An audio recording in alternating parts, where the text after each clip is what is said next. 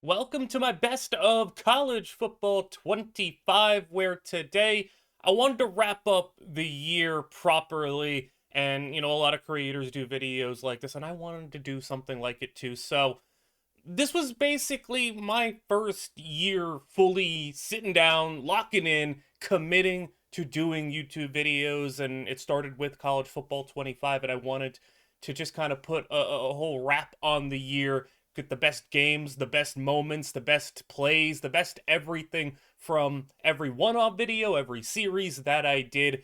And and going back and seeing how the videos at the start of the year were compared to how the ones at the closing of the year were, it was very different. I think you don't always notice it in the moment, but I do think I got a lot better throughout the year. Going through a lot of different learning experiences with the quality of the videos and my abilities as a commentator and the limitations that I had. It was fun going back and looking at some of the old moments and some of the stuff that I did at the start of the year, because the quality has definitely gotten better throughout the year. If you definitely go and look at my abilities and the video quality from the first couple of videos of college football 25 to the last couple, I do think it got a lot better. So like I said, this was my first full year really just trying to commit to doing this, and I went from about like 100 subs at the start of college football 25 to now almost 6,000, which I am very much appreciating and thankful for. So I have a lot of plans for college football 26. I did about 80 videos on college football 25 with all the Dynasty series, the state videos, the following, the prospect videos, all that stuff. I plan to do a lot more than 80 videos on college football 26, and all the plans that I have, all the ideas that I have, I hope will come to light and, really come to life in a very special way that you guys will enjoy. So I don't want to ramble on for too long, but I did split the video up into sections where we have the best of all of the one-off videos. We have the best of San Jose State, Baylor, Prince McNitt, and we have the timestamps down there below. I want to thank you all for the support over the past year, and hopefully you stick around for college football 26, 27, and beyond, because I have no plans of going anywhere. So like, comment, and subscribe, and enjoy the best of college football 25. It's going to be close to midfield. Ivy will drop to throw and taking a step back, and he's now running a lot back, and Ivy breaks out of the sack, runs up ahead, launches down the field, and it's going to be caught for the first down. For a first down, they spike the ball, go back to the line, and it's going to be one shot Hail Mary to try to win a playoff game. Lafferty launches it down the field. He's got the arm for it. It's swatted and caught, but it's at the 1-yard line. Are you serious right now? You are at the 44-yard line. Second down and 10. Throwing outside. That's going to be caught, and it's going to be inside the 20-yard line. You are running out of opportunities here, but this could be the final possession of the game to try to get this into the end zone. Caught outside, inside the 10-yard line. Goal to go. 30 seconds to play, and clock is running. Dropping to throw. It's going to be over the middle. Caught for the touchdown. South Dakota State is 20 seconds away from finally going to the playoffs. First play of the drive is going to be thrown over the middle, and it's caught. And North Dakota State's going to be on the run, and they're inside the 25-yard line. Second down now. Jumping to 12 seconds to play. The pass is going to be caught at the 10-yard line. Inside the 10 now. Goal to go. It can't happen again to this South Dakota State team. Passing out the back of the end zone. We got one play to go, potentially. One play. Can South Dakota State finally do it? Pass is caught, and it's going to be stopped at the 1. It's game over, and South Dakota State is finally going to win the conference and finally is going to the playoffs. It was 1 yard short. First and goal, throwing one, and it's going to be outside. Caught, touchdown. And Abilene may have suffered a back-to-back heartbreak. They got a Hail Mary that needs to go about 90 yards, throwing it deep, and it's going to be caught. He got a block, and he's going to go all the way. What just happened? A Hail Mary for the win. And I don't know why Washington only has 2 guys back there. Go another 50-plus yards in 40 seconds. Second down. The quarterback is going to run. He's going to fire one deep on the run. Caught, and the defender got lost, and he got a touchdown out of it. For SMU, dropping to throw, and the quarterback's going to run. Hit as he's thrown, and it's going to be intercepted by Iowa State, and they're going to take it back all the way for a touchdown. Hit as he's thrown, and it turns into a pick six. and it's going to be the very rare 2-score win in overtime against Ohio State. 6.5 minutes to go, and RG3 going to need to work some more magic here, and he is going to throw on the run. That's going to be caught, and the receiver turning upfield. Look at the move he put on him. I don't even think that was intentional, but it worked out tremendously, and now they're in the red zone. Chance to tie this game. Griffin, end zone, touchdown. Baylor, they got the tie game. So now Terrell Pryor's got it with 3rd down and long, threatening to go 3 and out. He's taking a shot deep, and it's going to be man being caught and on the run. Touchdown. Ohio State's got it right back. And what does Griffin have as a response? He's threatening to go 3 and out. It's 3rd down and long for him, and he's going to take a shot up the sidelines, and that's going to be caught, and he's now on the run, and he's going to go all the way, and we got a shootout here in the 4th quarter. Terrell Pryor's going to be back on the field, and what does he got to do to end this one, as he's going to get sacked here? And now 3rd down and long. Pryor, does he got another long touchdown in him to avoid a 3 and out? He's going to try to run it, and Pryor is going to slide down in front of 2 defenders. Wasn't going to be able to get past 2 of them, I don't think. And Griffin now with the football. He's going to throw one over the middle for a midfield shot. Now 1st down and 10 turns to 2nd down. A draw play is going to give him a nice amount of yards, and that's going to be a 1st down. So now in enemy territory, it's going to be Griffin handing off once again. The run game looking really good when you have the threat of RG3 potentially pulling it and keeping it. It's going to keep the defense on their toes, and another big run there is going to get him in the red zone. 1st down. Time is running down. 2 minutes to play. Another handoff is going to have a broken tackle, and now 4th down and 1. So now you're looking to a field goal try, and Baylor is going to have the lead, but is that going to be enough to put them to a national championship? Terrell Pryor is going to have the opportunity, though. Shot over the middle is going to be caught, and they're already at the 40-yard line. Timeout used. Minute to play. Pryor is going to have a quick pass outside. That's going to be caught for another 1st down, and they got out of bounds. Under 60 seconds to play. Enemy territory. Pryor going to just take another shot over the middle, and he is dropping back and playing pocket passer pretty well. You got 3rd and long now, but you're in field goal range, so overtime is a possibility, but Pryor's going to take the dump off with a wide open running lane, and he's got the 1st down. Now they're inside the 15, and 30 seconds to play. It's going to be play action. It's going to be Pryor, end zone, and that's going to be intercepted. Baylor has picked it off, and they're going to a national championship. I'm going to show you the biggest glitch I have found in this game. You might need to rewind, you might need to figure this out, but tell me what looks wrong here, as they're going to have the left end roll throw intercepted by Virginia Tech's quarterback, who slides down. I'm going to replay this again. None of this makes sense. You can see when the ball gets snapped, or right before the ball gets put down, the ball disappears. Everyone gets marked offsides. Ohio State's defense is playing offense. Virginia Tech's offense is playing defense. The end took a snap. Everyone's lined up all weird. I don't even know how to break this play down, but this is ridiculous. I don't know what this is. I just had to show it twice. Field down by 6 with just a couple of minutes to play. Play action, throwing, and we're going to throw one up for Gaines in double coverage, and he breaks it down, breaking a tackle, break another one, and Gaines is in, and that's definitely going to be play of the day. They're at about midfield now. 2-minute warning has hit. Throwing outside, that's going to be caught. He was wide open and a blown coverage. Touchdown, Nebraska. Now Notre Dame needs a response. 1st down and 10. They are down by 3, so they can get a field goal to tie this game up, but they're going to throw, and that's going to be caught past midfield at the 45-yard line, just about. Now jumping ahead inside the 30. Notre Dame to throw it, and they're going to have in the end zone. Shot, touchdown, Notre Dame, and they respond quickly. Now we're under a minute to play, and Nebraska's got the football back, and Nebraska throwing over the middle, and that's going to be caught past midfield. These teams are moving the ball with ease.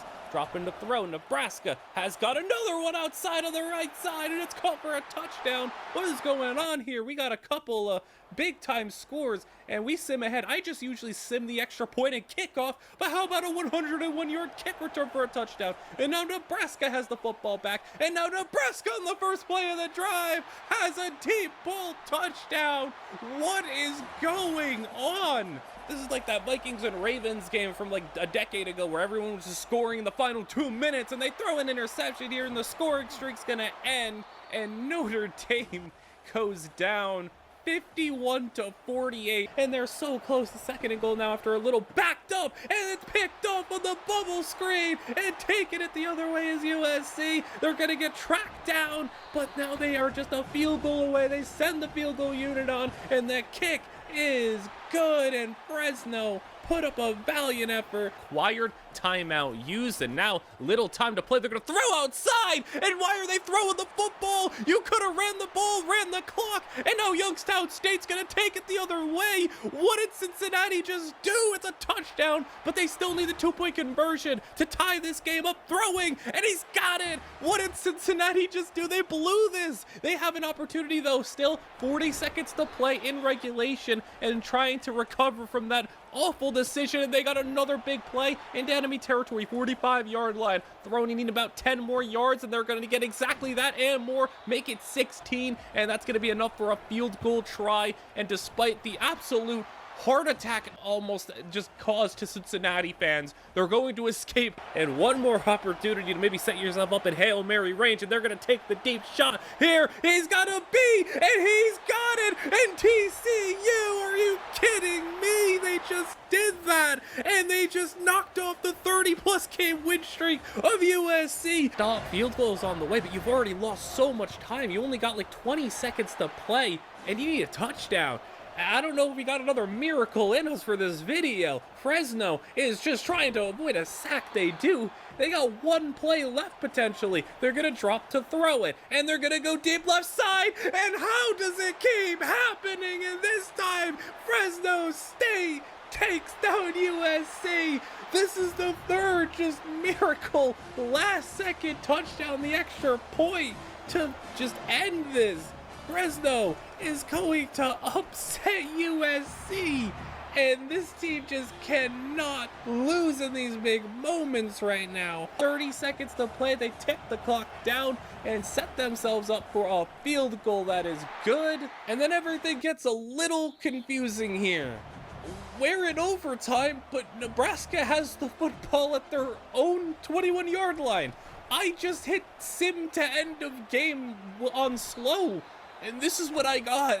Why is Nebraska backed up? They're being put at a disadvantage, but they don't care about the disadvantage. They're going to go all the way on a big play and get themselves right back into where they should have been to begin with. It's goal to go. Third down and goal now, and the power, Corn in, and Nebraska, they only should have been going 25 yards. They go 79, and then we go to the next part, and they have the football again. Corn has the football, throwing one short, caught, and that's game. Nebraska wins the national championship.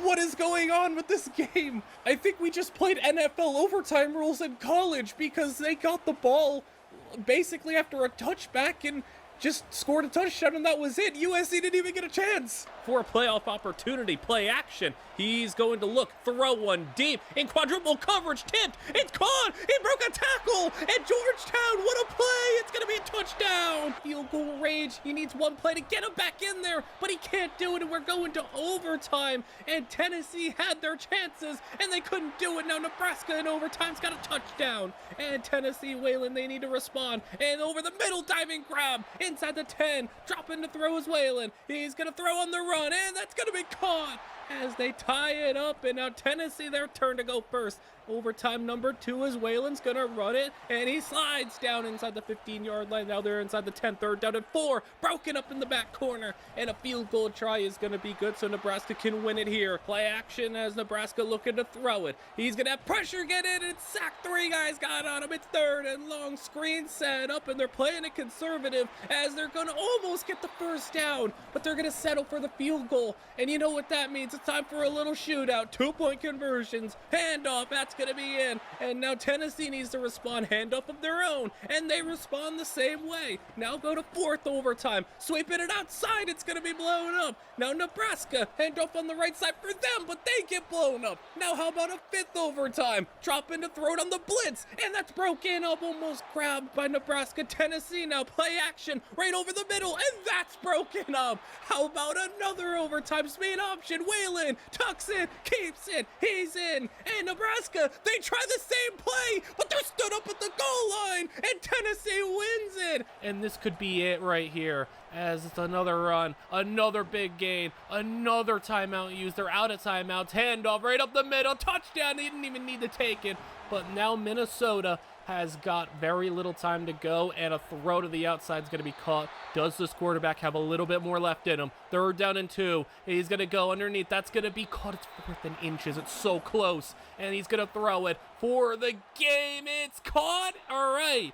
17 seconds to go. It's not over yet. He's gonna step up and run into a sack. Time is ticking down, and I think the dream is over. You're gonna maybe get the playoff in time. Looking to the sidelines. 4th and 11 from midfield. This is gonna be it for a chance at the national championship. He's floating it deep. He's got a man. He's got it, and it's a touchdown, Minnesota. How does he keep doing it? Minnesota scores. Will they take it to overtime, or will they go for 2? Game is decided here, and Minnesota's going for 2. They're going for the win to go to the national championship, and it's no good.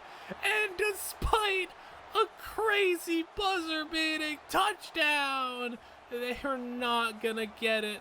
They'll punt it. You could probably set up a Hail Mary try here. If you get a good return, maybe you get into field goal range in time. He's going to field it past his own 40. He's going to go right, then go back left. He gets a lane. He got a lane, and no one's going to catch him. Are you kidding me? Touchdown on the punt return as time expires. And the rush lanes of Oklahoma were awful there. They kicked it right to him. Maybe you should have kicked it out of bounds. And they made him pay. Plenty enough if your defense can go and do their job. All you have to do is just stop him. Don't allow a big play like that. And he's still breaking a tackle and running down the sidelines. He's got all the way past the 35-yard line. 2.5 to play. Throw up the seam in between 2 defenders is good. And now they're in the red zone. I mean, you got to at least let him run some time off the clock. You're just letting him run down the field on you. And now under 2 minutes to play. 2nd down and goal. Throwing. He's going to get sacked. That's massive. And now 3rd down and goal. 2 minutes to play. Throwing one underneath. He's going to go into the end zone right at the goal line. And now a 2-point conversion for the 3-point game is good. Michigan now is going to try for the onside kick. Just recover it, get a 1st down, and you're good. And the onside kick's recovered by Michigan. And UTSA cannot let that happen. Michigan now deep bomb is going to be out of bounds. It's 4th down. You can try to rectify it though. Just stop him here and you're good. Throwing one middle. It's caught. And he's going to go all the way for the lead. What is happening here?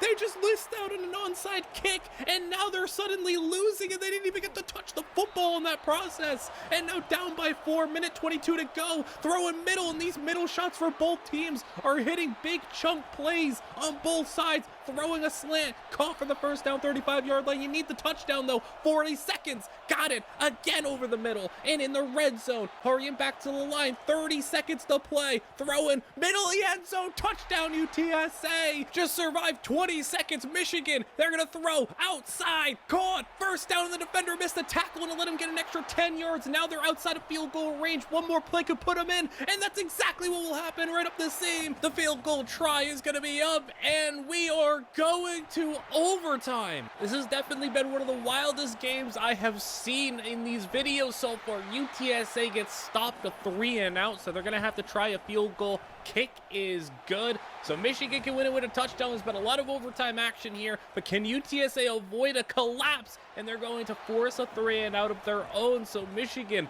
exchanging field goals. Kick is good. We're on to a 2nd overtime, 34-34. Michigan starts with the ball, and they're going to go one play, touchdown, and Michigan now going for 2 for the 8-point lead. They're going to drop to throw over the middle. It's intercepted, and now UTSA, they got the path. They can win it. A touchdown and a 2-point conversion will win it, but they're going to throw the interception, and that is a heartbreaking end. Ball away and rely on their defense. USC got a run for the 1st down. They're at midfield now, past it. 2nd down and 4. Another screen set up. It's going to be caught outside. Going to get past the 40-yard line. They got the 1st down. 3rd down and 4 once again. Just trying to string along conversions, and they're going to get a broken tackle, but swarmed, and a field goal is going to be good. We could be going to overtime here. UTSA has under 20 seconds to play. Maybe just see what you can get here, but they're going to fumble the football, and USC picks it up. Are you kidding me?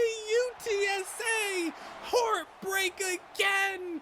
just go to overtime. Losses. Penn State is going to have a 7-point deficit and throw one for an open man in a lot of room. Touchdown. And it's another close one, another tie game, and another Big Ten opponent as it's going to be taking off for the first down and more. This quarterback sliding down at the 50-yard line now, sweeping on 3rd and inches, left side, juking out a man. He's going to get the first down inside the 40. 2nd down and 4. Handoff to him again, and he's going to get the first down. 2-minute warning has hit. UTSA handing off the football, and he's going to get it to goal to go. So now UTSA, minute 10 to go, handoff, touchdown, and if the defense can hold on, they can get themselves a playoff victory. But a minute to play is a lot of time in college football, and he's already got it to midfield. Now dropping to throw, 2nd down and 10, outside, he's gonna have it for the first, and another chunk play inside the 30. Now 3rd down, a couple of incomplete passes, and that was a disaster. Don't catch that screen if you're Penn State. Now it's 4th and a mile, and the game's on the line. Throwing one, and look at the communication, the connection, the chemistry between quarterback and receiver,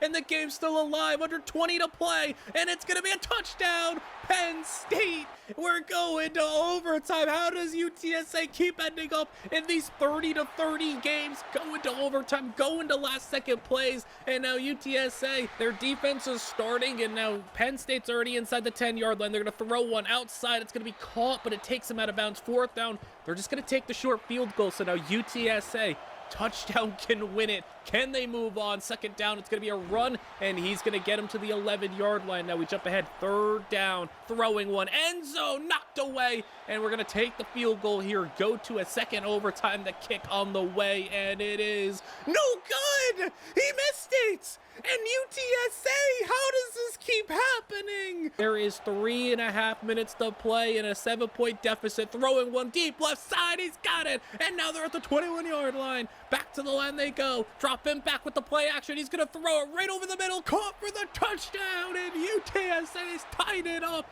And there's 2.5 to go. 3rd down. And the ball gets knocked down. He's going to get it back for the UTSA offense. And a chance to take the lead. Look at the fight. Look at the run. And the first down gotten there. 3rd down. Now can they convert one more time? No, they can't. The pressure got in. Wisconsin got the football back, and they were content just handing the football off, running the clock down, and they're going to take it to overtime. We have overtime in the national championship. UTSA, can they do it this time? They're already down inside the 5. 1st and goal, handoff, and it's a touchdown. One stop is all you need. Wisconsin with the ball, throwing one outside. That's going to be caught for the first down, and it's going to be goal to go for them. Can UTSA pull this off? 3rd and goal, throwing. It's going to be back in the end zone, touchdown. We're going to second overtime. It's 3rd down, and the handoff is going to be blown up and stopped.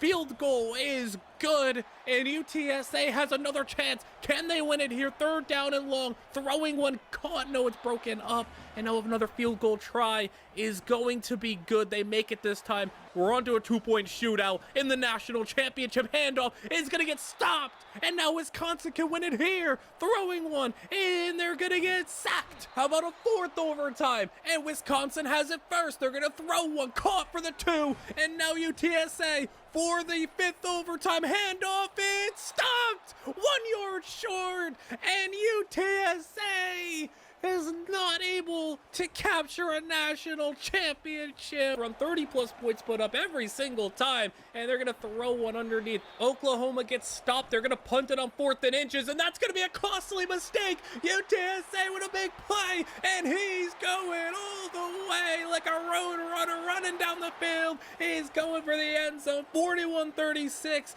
and now Oklahoma, ball's on the ground, but they're going to recover it. They're set back way far back to 3rd down and long. He's going to throw on the run, and it's going to be caught, so the game stays alive. Touchdown could win this one with under 2 to go. UTSA's defense got to come up with a big play like that, a sack. Injury timeout, 2nd down and long. He's gonna get sacked again. He's not escaping. It's 4th down and 27. Throwing it up, and it's intercepted. And UTSA is gonna do it. They win the national championship, and things have just gotten way more interesting. Timeout used, and now Holy Cross, they're in control. Screen is going to get a big gain on the run, and he's going to get to the 35-yard line. Timeout used, 40 seconds to go. go. Outside, he's got it, and it's caught on the run, and he is separating. Touchdown! And Holy Cross is going to probably punch their ticket to the playoffs if they can hold on for another 20 seconds. Now 1st and 10,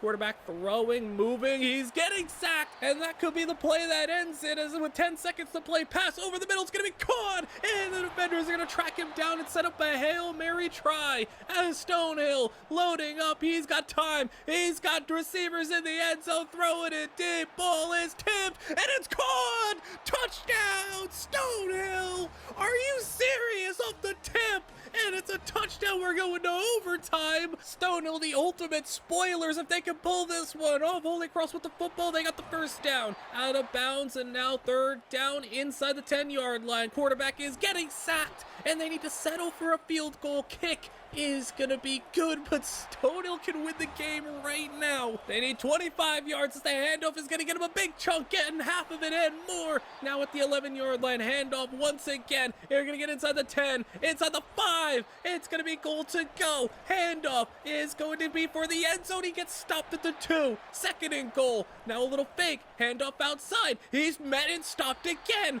3rd and goal from the 1. It's gonna be a handoff, and he's in for the touchdown. And that's gonna do it. Now the 6-yard line, 2nd down and 2. It's gonna be a read option, quarterback keeper, touchdown, and they have found themselves with a little bit of life still. They need to stop though. 3rd down and 7. Will they go 3 and out? Middle, it's incomplete. Valpo, can they pull this one off? Middle, caught it for the first down, the tight end right up the seam. Now at the 39-yard line, play action. He's looking to throw, outside, caught, underneath. Tight end can't run anybody over, it's 3rd down and 1. 2:20 to play. He's gonna go outside on the comeback, it's incomplete. It's gonna be 4th down and 1, handoff, he's not gonna get it. Wisconsin is gonna put this one away with another first down, as he's gonna go out of bounds. That's a costly one, and they're gonna go 3rd down, 3 and out. And Valpo only had to use 1 timeout, and they still have a minute and a half. There's still a chance. There's still time. He's running. He's sliding. 3rd down and 2. Looking to throw with the spread formation. Got the first. It's incomplete. Knocked away. 4th down and 2. Handoff. Catching him off guard with a big run. And now it's going to be to midfield. A minute to play. 1 timeout. Middle. Caught. And they're going to tackle him shy of the marker. Having to hurry it back. 50 seconds to go. He's going to get sacked. 4th and 11, 40 seconds, game on the line, national championship, he's got it, keeping it alive, get going to the line, 30 seconds, 27-yard line, caught, 1st down, and he's got it to the 12, last time out used, 12 seconds, rolling, throwing on the run, it's incomplete, 4th down, 9 seconds, he's gonna throw, end zone, touchdown, he hung on, are you kidding me, 2-point conversion, he's got it, we're going to overtime in the national championship, and this game is going to live up to the hype and maybe surpass the last one. 3rd and 10, that's going to be caught, keeping it going for the Wisconsin offense, trying not to let this one slip away. They were up by 15, and now find themselves in overtime. He's throwing, he's got time, he's going to go, back of the end zone, incomplete, and now a field goal is going to be through the uprights, and now Valpo can win it here, as Northern Illinois couldn't pull it off in overtime against Wisconsin. Can Valpo do it? Can they do what Northern Illinois couldn't? As they're going to go incomplete, 3rd down and 7. They at least had the field goal in their back pocket. Throwing, incomplete. And now we're going to another overtime. It's good. And 41-41 is your score. Dropping to throw, middle, caught, and he turns upfield. It's on the 5, down to the 1, and Valpo down to the 1, handoff. He's got the touchdown. 2-point conversion now to try to make it the 8-point game. He's got it. Wisconsin, you're in trouble. You're in trouble. He's got it inside the 5, and now they're down to the 1. Same play to start their drive. Handoff, toss it outside. He can't get there. It's a loss of 5. 2nd and goal. Zig route. He had to come back for the football, and he's going to get brought down. That's going to be no gain. 3rd down and goal. You're in trouble right now, as it's 4th down and goal. Game on the line. National championship on the line. Wisconsin. It's knocked away, and Wisconsin let it slip through, and Valpo wins it in a random national championship victory. He's in the conference championship, and look what we got here. A ranked showdown, and San Jose State is undefeated. It's 31-31. It's been a high-scoring game, and San Jose State immediately with a touchdown touchdown. And now Victor turns to him, under 4 minutes to play. Deep ball, he's got it, and it's going to be going the other way. Victor delivers the touchdown, 38-38. San Jose State, second play of their drive, throwing it deep on their end and up the sidelines. What is going on? We got a shootout here, and San Jose State gets the touchdown. It's 45-38. First and 10, throwing outside. That's going to be caught. And another big play. Not quite a touchdown as these two teams trying to one-up each other. A sack, though, on third down. It's going to get a stop. And the defense, one stop is maybe all it takes in a game like this. 2 minutes to go, and now running out of chances. Throwing. He threw an interception, and he's given Wyoming another chance. And now, Victor, you give him the ball one more time. I think you might have made a mistake. 2 minutes to go, throwing underneath. It's going to be caught for the first down. 2-minute warning has hit. He's going to go throw the football over the middle to a wide open guy for the first down, and now past the 50. Throwing again, minute 30. You got plenty of time, and he got big plays like that inside the 25 to the 21. First and 10 over the middle, open man. He's going to get it to goal to go, and now under a minute to play. Dropping back. Throwing outside, caught, and down at the 1. I guess you can take your time. Make sure San Jose State gets no time as he throws, caught for the touchdown on the run. And now they're going to take the extra point, tie it up, and San Jose State's content taking it to overtime. It's 45-45, and look at the run, getting them to the 14-yard line. What a game we've had so far. Passes down at the 1, goal to go, read option. He's going to keep it, and Victor scores. 52-45, San Jose State immediately with a strike in the back of the end zone. 52-52. We're on to a second overtime. Throwing with a strike over the middle, immediate one-play touchdown, 2-point conversion. It's going to be good.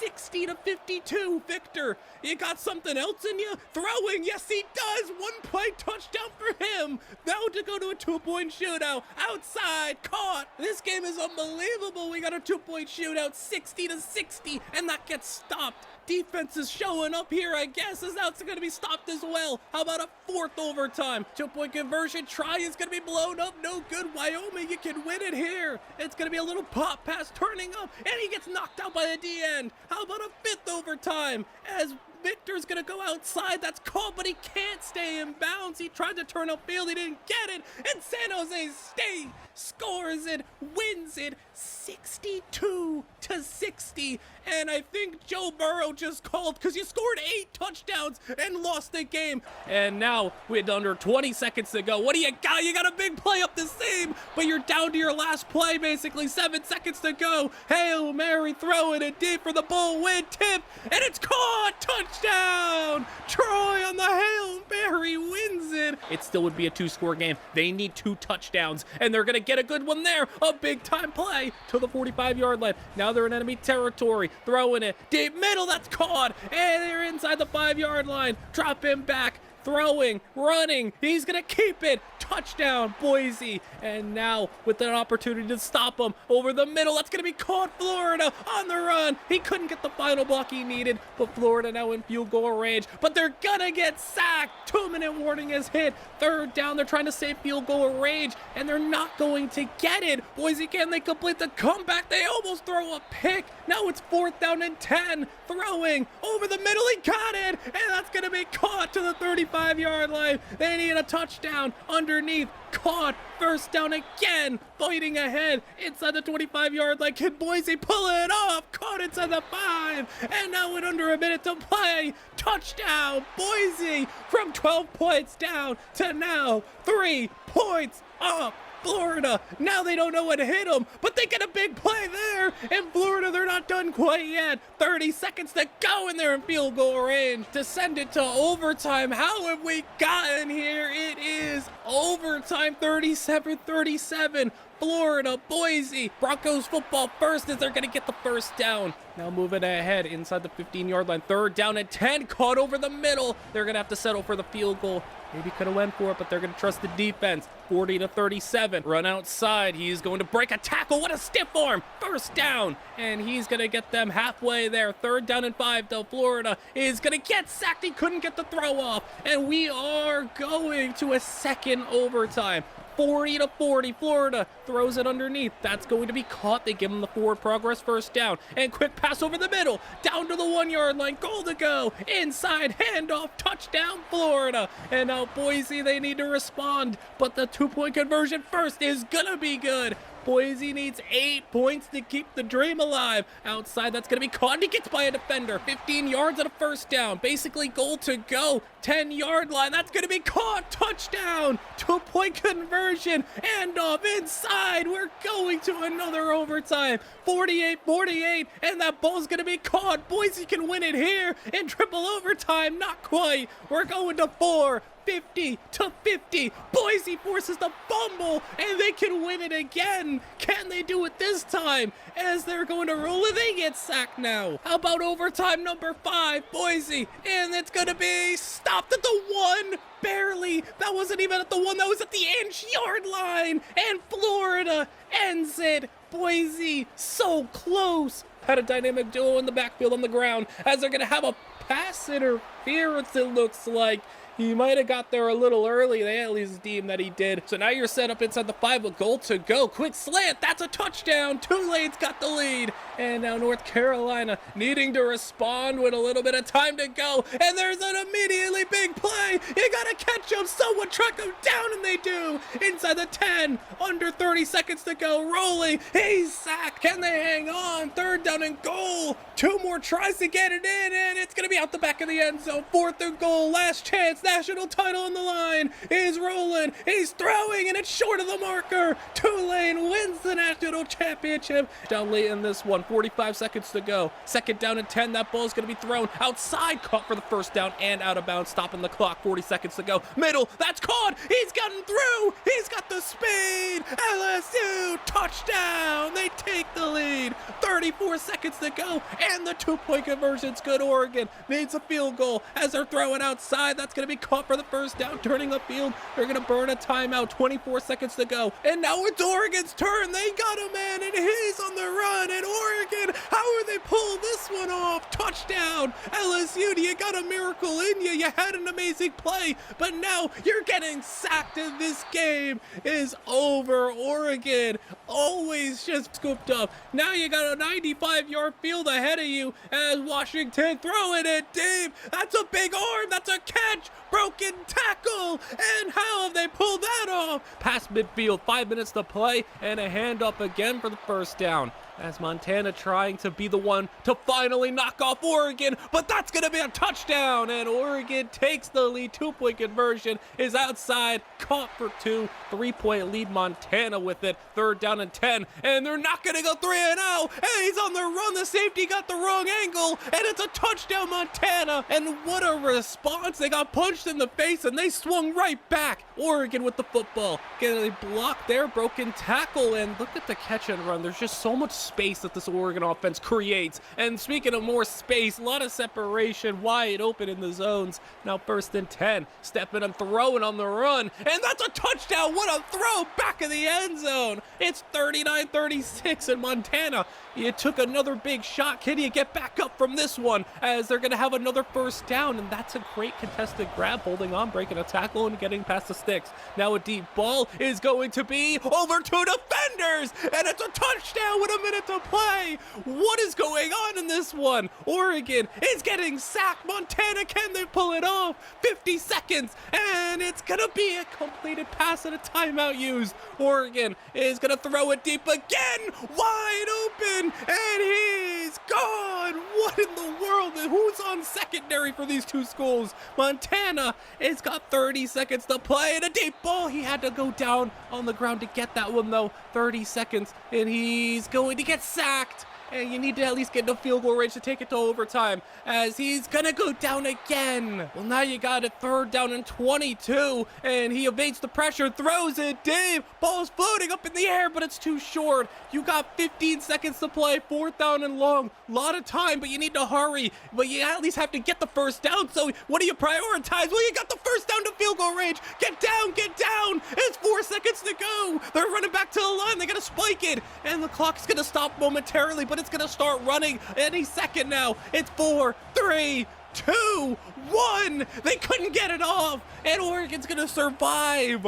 And that is a heartbreaker. 35-yard line, 1st and 10. He's looking, he's moving left. He's gonna break out of a sack. He gets through. He's gonna get a block, and he's got room, and he's got the touchdown. What a run! And they got the lead. 2-point conversion. It is good. And what a run from the Oregon quarterback to potentially give them the win. Minute 30 to go. Wisconsin over the middle, caught. Wisconsin's not gonna let themselves go out like that. They're gonna try and at least get this to overtime. They're in field goal range, but now with 45 seconds to go, they can get the touchdown. They're not going to. Field goal on the way, and we are going to overtime if in 30 seconds they can't do anything about it. But Oregon, they are going to try to win this one in regulation. One play takes them into field goal range. 20 seconds to go. Deep ball, touchdown. Are you kidding me? Oregon puts it away, and a touchdown. 2nd and goal. He's looking, he's throwing, he's got it. Touchdown in Northern Illinois. Gonna pull this one off again. Are they gonna pull up another thriller in the playoffs? Outside, and it's caught. Butler not going down without a fight. He's looking, he's gonna tuck and run it. He got nice blocks from the lineman there. Timeout used as 30 seconds to play. 3rd down and 3. Middle, that's gonna be brought in. He got it, and with 10 seconds to go, kick is good. We're going to overtime. So Northern Illinois not able to get out just yet as they look for another semifinals appearance. Will Butler get over the hump? Will Northern Illinois finally find themselves on the successful side of a national championship? It's going to be a play underneath. 3rd down and goal turns to 4th and goal. Field goal try is going to be good. And NIU's got their chance. Touchdown will win it. And they go a little fake QB run. He's going to get stopped. 3rd down and 2. Handoff. It's going to be stopped, and he loses 2, and they're going to have to kick it. We're going to overtime number 2 now. All right. Butler, they're back on defense. Handoff outside. Got a lane. Got a lead blocker. And in one play, 25 yards. Touchdown. And the 2-point conversion for the 8-point lead. Handoff is stopped. Butler can still win it here. Touchdown and a 2-point conversion will do it. Outside, caught, turning upfield. He's down to the end zone. Touchdown, he got brought in. Now a 2-point conversion for the win. He's looking to throw it, but he's getting sacked. We're going to a shootout. It's going to be 2-point conversion shootout. How about throwing? Back corner, incomplete. And you can win it as they toss it out. It's going to be stopped. Now we're going to a 4th overtime. And NIU on offense first. Rolling right. He's going to run it. He's got it. Butler now needed to keep it alive. Blitz sent in. Quick pass. He's got it. 5th overtime. Oh my goodness, it's moving so fast. All right, now NIU needs to keep it alive for a 6th overtime. Pass. Caught. We're going to 6. Toss it. Outside. NIU stopped for a 7th overtime. They need to stop. Butler looking, running, sacked. We're going to 7, I think. We're handing it off. Butler, 2-point conversion. Now for an 8th overtime. He's not going to get there. And NIU is going to lose in 8 overtimes. Is that a new record?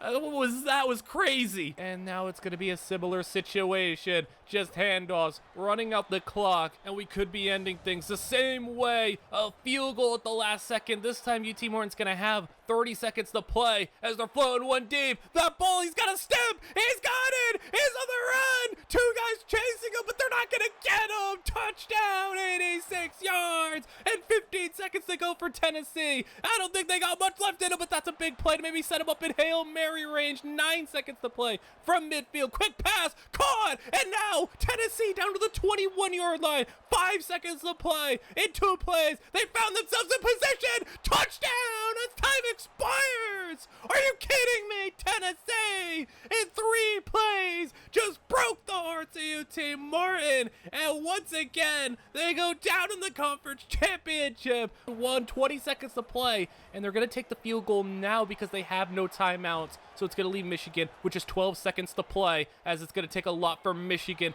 to come out here and pull up a miracle. Hail Mary. 5 seconds to play. Deep ball. Caught. He caught it. And it's a touchdown. Not again. Michigan just broke the hearts of UT Martin. 3 minutes to play. 2nd down and 10 from the 28. He's going for the end zone. Open man, touchdown. But now you need the 2-point conversion for the tie. Play action. He's going to run it. You know he's going to keep it, and he's going to score. Touchdown and the 2-point conversion as it's 20-20. But Rutgers, they're responding emphatically to that score as now at the 2-minute warning, they are in field goal range with 1:20 to go now as they are going to get the first down timeout used. And now a handoff. And they're going to go outside. They got to lay it. They got an open run. Touchdown. And they could have maybe ran out the clock to kick it, but they found the end zone and they take it. And now it's up to Chattanooga to go. Another 56 yards in a minute as they're going to get the first down. Their tight end's got it. And he's going to be to the 43 of the opponent. 50 seconds to go. And he's getting sacked. Now back at midfield, 44 seconds to go, needing to have some sort of crazy play. That's incomplete. 4th and 16, 40 seconds to go for the national title for Rutgers. It's not going to happen. Touchdown! Chattanooga's not done yet. And now we're in overtime. And this game is continuing. What a 4th quarter it's been. And now we have an overtime opportunity for Chattanooga to put themselves firmly in the conversation for this video to get that national title. And the quarterback, he's got the touchdown. He just keeps on running and he's so unstoppable. Now the defense, can they stop him there as Chattanooga's going to allow them to get all the way inside the 10-yard line. Goal to go from the 7. He's throwing. He's going to get a broken sack and find a man. Touchdown. What a play. We're on to overtime number 2. He's dropping a throw. Wide open running back leaking out. Touchdown immediately. And now the 2-point conversion for the 8-point lead. It's going to be throwing incomplete. And now we are on to Chattanooga, who can win it here as they're immediately going to score a touchdown themselves. And now the 2-point conversion for the win. For the win. It's not going to happen. On to the 2-point conversion shootout of the national championship. That's going to be incomplete. And Rutgers can win it here. Handoff. He stopped short. On to another one. Rutgers open. It's going to be caught. 2-point conversion's good. Chattanooga to keep it alive. He's going to throw it. It's caught. 2-point conversion. How about a third shootout as it's a handoff? Stopped. Rutgers for the win. They're going to hand it off and they're going to have it. It's going to be a national championship for the 12-seeded Rutgers team, who stuns Chattanooga, stuns probably the whole college football world. 4th down and 6, 3 minutes to play as they're going to drop, throw outside, caught, and that's a big play. He caught that, turning the defender around, and the touchdown for Boise State is going to keep this game going with 3 minutes to go. Boise puts up a big drive there to keep the game alive, and now Kansas is going to have to run the clock out with 2 minutes to go, but it's 3rd down and 5, and it's knocked away. They go 3 and out. Boise has the football, 1:40 to go, and can they pull up a 10-point comeback? We've already seen it happen once in a playoff game in this video, and will it happen again as Boise with the big play to the 28? We could be heading to overtime as they're in field goal range. Throw in middle, caught, and he's going to turn it upfield for a first down. Struggling to go down, gaining 11. It's going to be a run. He's got it to the 11. It's a fumble, though. Fumble the football. Kansas got it. Are you kidding me, Kansas? Are they going to survive this one? It's going to be Boise State with just one timeout left on 2nd and 11. They're going to stop them there. So one timeout, they could get like 20 seconds if they get the stop. But Boise, are you kidding me? Kansas threw the football and it was incomplete. Boise gets a chance. How are you going to throw the football there? Boise in one play to the 36-yard line, running the football, setting things up, 15 seconds to go, 3rd down and 9 as he's going to step up. He's going to throw out of bounds, smart play. They're going to take a field goal, and Boise State is going to make Kansas pay. You threw the football, and now we're going to overtime.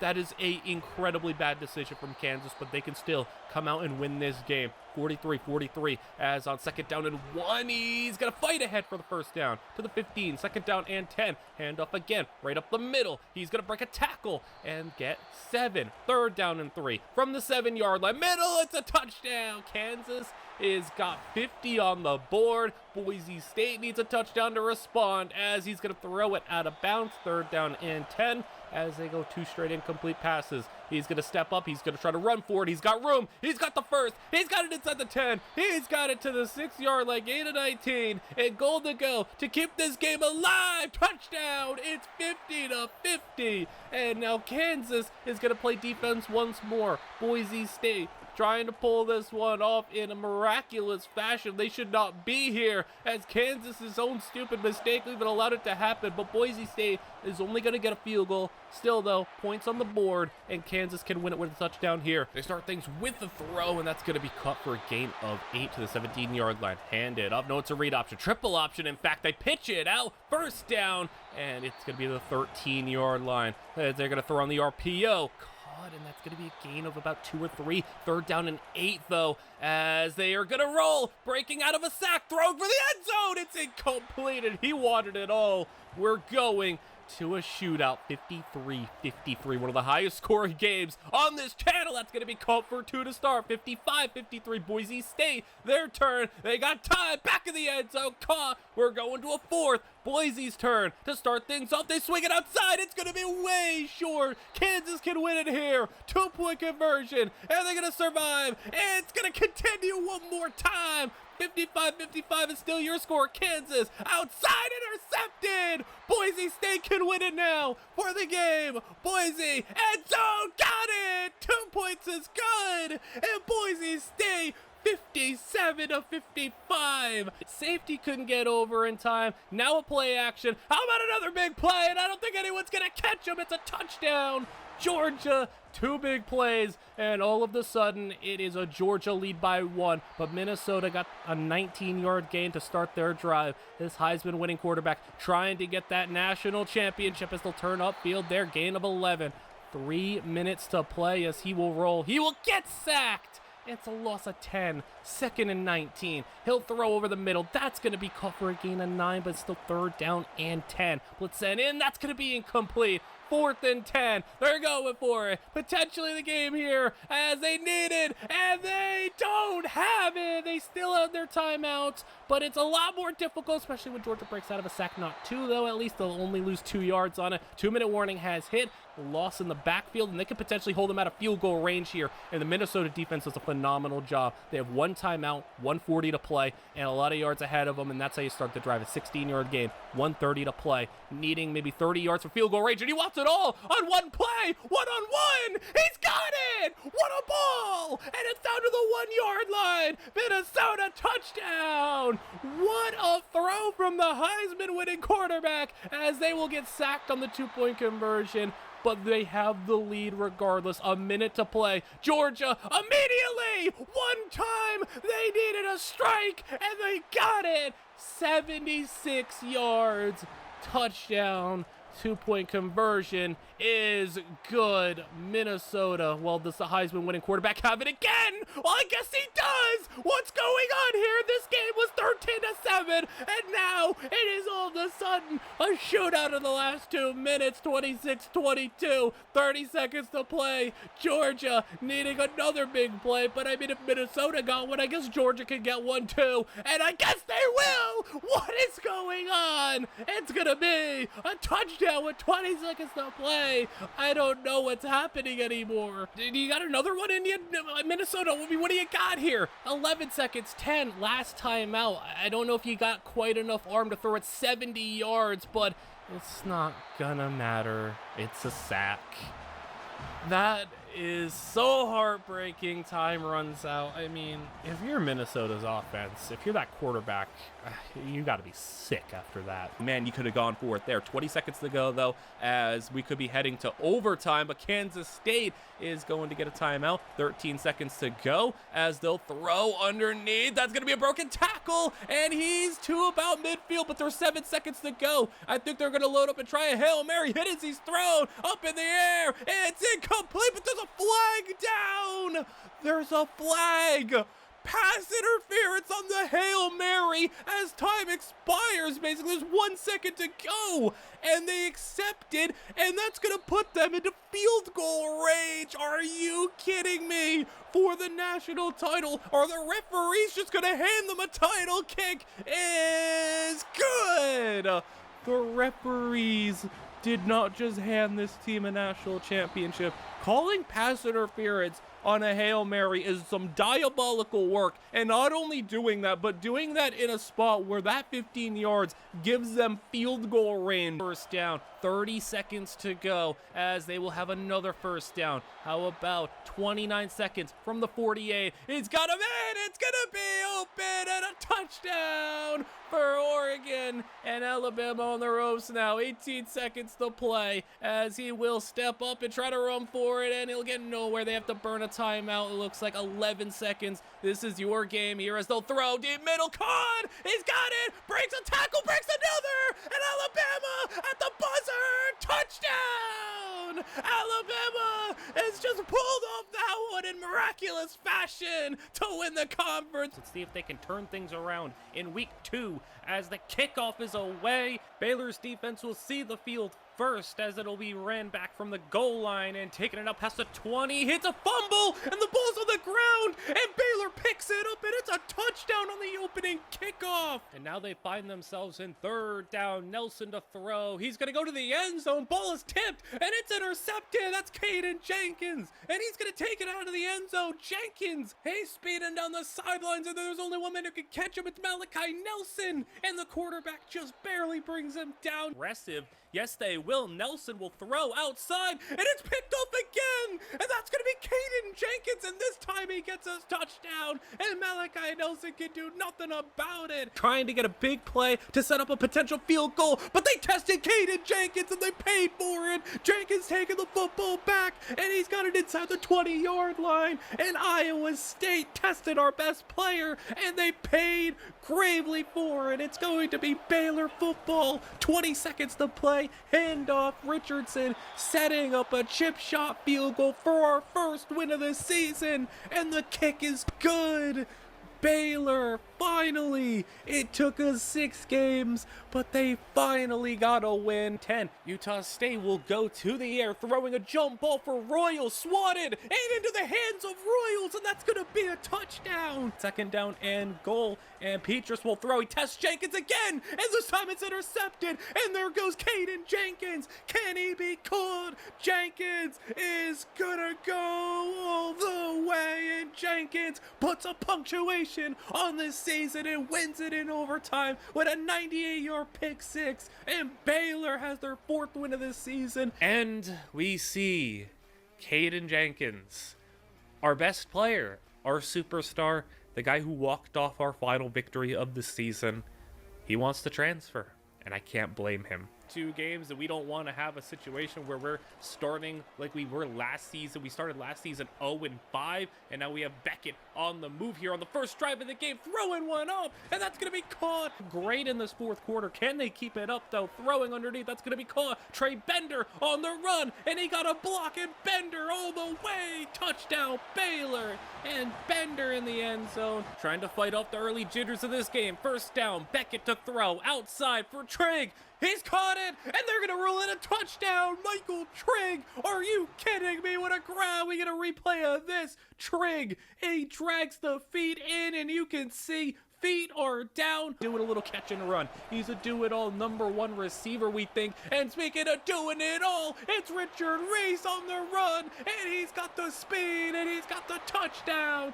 Untouched Richard Reese. Heartbreak for Baylor. Now Josh Beckett all of a sudden has to lead a 1-minute drive to try to tie this game up. He's going to run it here, and Beckett's going to duck out of bounds at about midfield. But that is just such a disappointing way to potentially go out. 1 minute to play. Baylor throwing underneath, that's going to be caught, and there goes Bender out of bounds. We're just about at field goal range, but in these environments, the rain, the crowd, everything, it's not going to be an easy kick regardless. As he gets brought down, it's 3rd down and 4. We are in field goal range. Beckett throwing outside, miscommunication, and 4th down. Baylor's offense is staying on the field. They're not kicking the field goal. They're playing to win. Beckett, hit as he's thrown, and it's going to be caught. First down. 30 seconds to play. Baylor hurrying back to the line, spreading the field. Beckett will roll left. He's got nowhere to go with the football. He's just going to run it and duck it out of bounds after a 10-yard run. We're at the 15-yard line. 27 seconds to play. Beckett will throw underneath. He's got his man and running wide. He's going to get out of bounds and save the clock.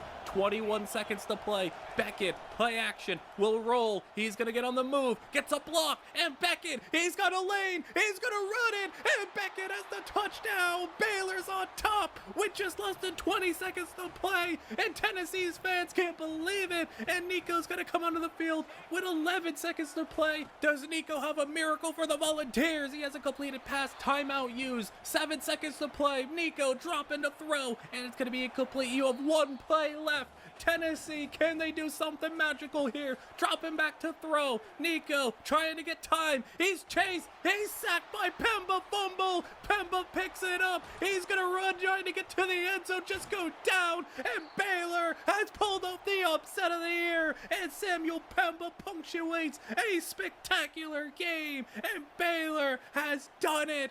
Josh Beckett an opportunity to make some plays. Beckett on the read option. Gets a block. And there goes Josh Beckett. It's the second play of offense. And Josh Beckett is gone. Touchdown Baylor. And Josh Beckett is picking up right where he left off. What a dynamic rushing threat he is. Put that ball in play. But now third down and long. Beckett, he's rolling right again. And he's got a wide open man on the run. And it's Michael Trigg. Touchdown Baylor. Picking up the blitz and allowing Hoover to deliver. And he drops the throw once more. And that's going to be intercepted. And it's the first of the career of Logan Intersogen, the four-star corner. Freshman is on the run. And he is gone. Stop, burn a timeout here. And the punt is going to be away. Bonner back to return. He had the drop earlier, but now he's going to field it left and go break a tackle. And Bonner now going to cut back right. And there goes Bonner. Does he got the speed to get to the edge? Yes, he does. And Bonner is gone. The speed on display. He's making everybody disappear. But they're about the 35-yard line. Manning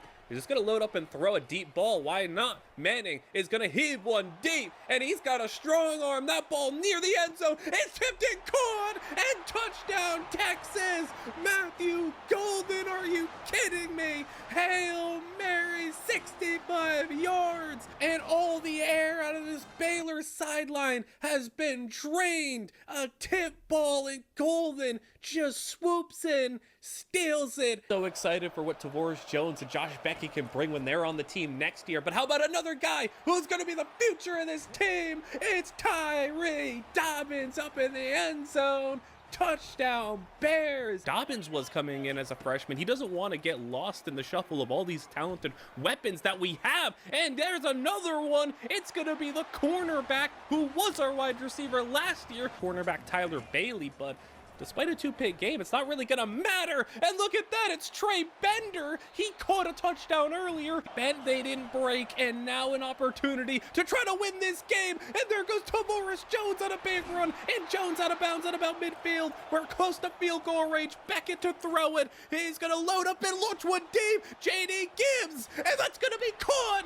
JD Gibbs, how did he make that grab? Beckett now is just gonna keep it, and they are in for the touchdown. Baylor leading, 60 seconds to play just about. Raiola's got to go in a game-tying drive now. And can the defense hold him? Raiola to throw it. He's going to go take a shot. Bender swats it away. It's third down and 10. Raiola to throw it. Nickel blitz set in, and he's going to get the pass completed out in the spot where the nickel blitz, so it's going to be at the 40-yard line just about. Second down and 10. 40 seconds to play. He's taking a shot for Coleman. Bender swats it, and Malachi Coleman, he caught it off the tip. It's a touchdown, Nebraska. Are you kidding me? And Nebraska, an extra point away from tying it. Malachi Coleman, you got good coverage there. Bender did his job, trying to avoid a 3-and-out already. Third down and 4. They're going to float one outside, and that's going to be incomplete.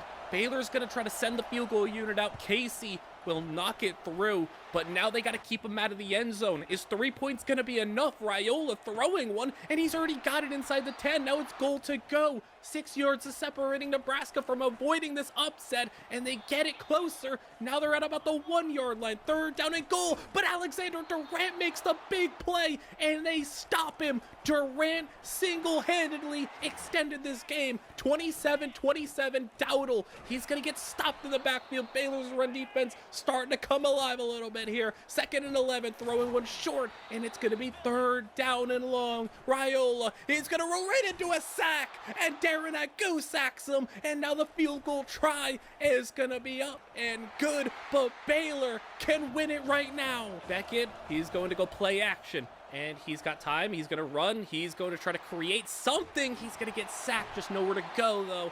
And now it's backed up, 2nd down and long. Beckett's gonna keep it though, and he finds a hole. And Beckett, he's gonna get all those yards back and more. 3rd down and 3. And now man in motion, he's gonna go to a little shovel option, and he's gonna go for the 1st down. He's got a nice spot, and now at the 15-yard line, 15 yards away. Can we pull it off? Beckett's being chased. He's running way far back. He's gonna get rid of it. It's 3rd down now, 3rd and 10. Beckett, and the pressure's getting in. He's hit as he's thrown, and now the field goal to send this to a 3rd overtime. And Casey kick is up, and it hits the upright. It's no good, and Baylor loses the game. Nebraska celebrates. They storm the field and survive a ridiculous overtime game. 3rd quarter winding down a little bit. Play action as it's going to be Beckett. A lot of time. Beckett gonna stop, throw it for easy, back corner, touchdown in between 2 defenders, and Alejandro Easy with the touchdown. Again, it quickly becomes 3rd down and long, 3rd and 13. Beckett gonna roll left. He's got to look for a man. He's gonna throw one. He's got Gibbs, and there goes JD Gibbs, juking, cutting, and JD Gibbs, what a run he's on, and he gets caught at the 1-yard line. JD Gibbs is making so many incredible plays, and we're gonna finish off the drive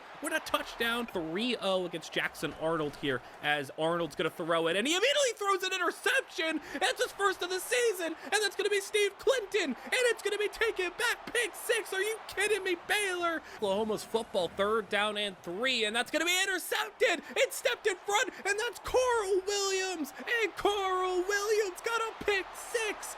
Jackson Arnold's 3rd of the game. Turn it over. They've been scoring. It's 3rd down. Beckett, he's going to load up and throw one deep, and that's going to be caught. Touchdown, Alejandro Easy. Time and time again, this defense has come up with big plays. Do they have another one in us to end this game? Throw outside. That's an open man, but the fumble. He fumbled the football, and Carl Williams picks it up. You can go down, and we can win this game, but Carl Williams, he's going to take it all the way, and Baylor has the touchdown, and that's going to be the dagger potentially. And Baylor has done it again on defense. Another turnover and their 3rd defensive touchdown. Play 20 seconds to go. 4th down. Gilkey, he's got everyone in the end zone, throwing one, and it's going to be caught, and he got in. Touchdown. It's Jace Wilson. 2-point conversion is going to be outside, and it is caught. He took the shot and hung on. Suddenly, we're going to overtime. It looks like 13 seconds to play. Miley with the play action, going to Easy. The defender dove and missed, and there goes Easy. He can get out of bounds, go for the field goal, but he makes a spin move, and there goes Easy. He's gonna go all the way for the touchdown. What just happened? Alejandro Easy. 1 second to play, and UTSA made the grave mistake. They sent a blitz, and the defender, he dove, he missed, and Easy, I thought he should just go get out of bounds, try a 40-something yard field goal, but he cut back and made a spin move. He went for it all, and he went all the way. So we're gonna see some other backs get in the rotation. Miley, in the face of pressure, is gonna fire one to Tank Cherry, who breaks the tackle, and now get a blocked downfield. Dobbins hits it, and Tank Cherry, touchdown. This, but we have a new quarterback here at Baylor. A guy who is from Texas. And not only is he from Texas, he is one of the best quarterbacks in the nation. He is not just some guy coming in to fill in for a year. Welcome to the University of Baylor, everybody. The new quarterback, DJ Lagway, the former 5-star, #1 overall recruit from the University of Florida.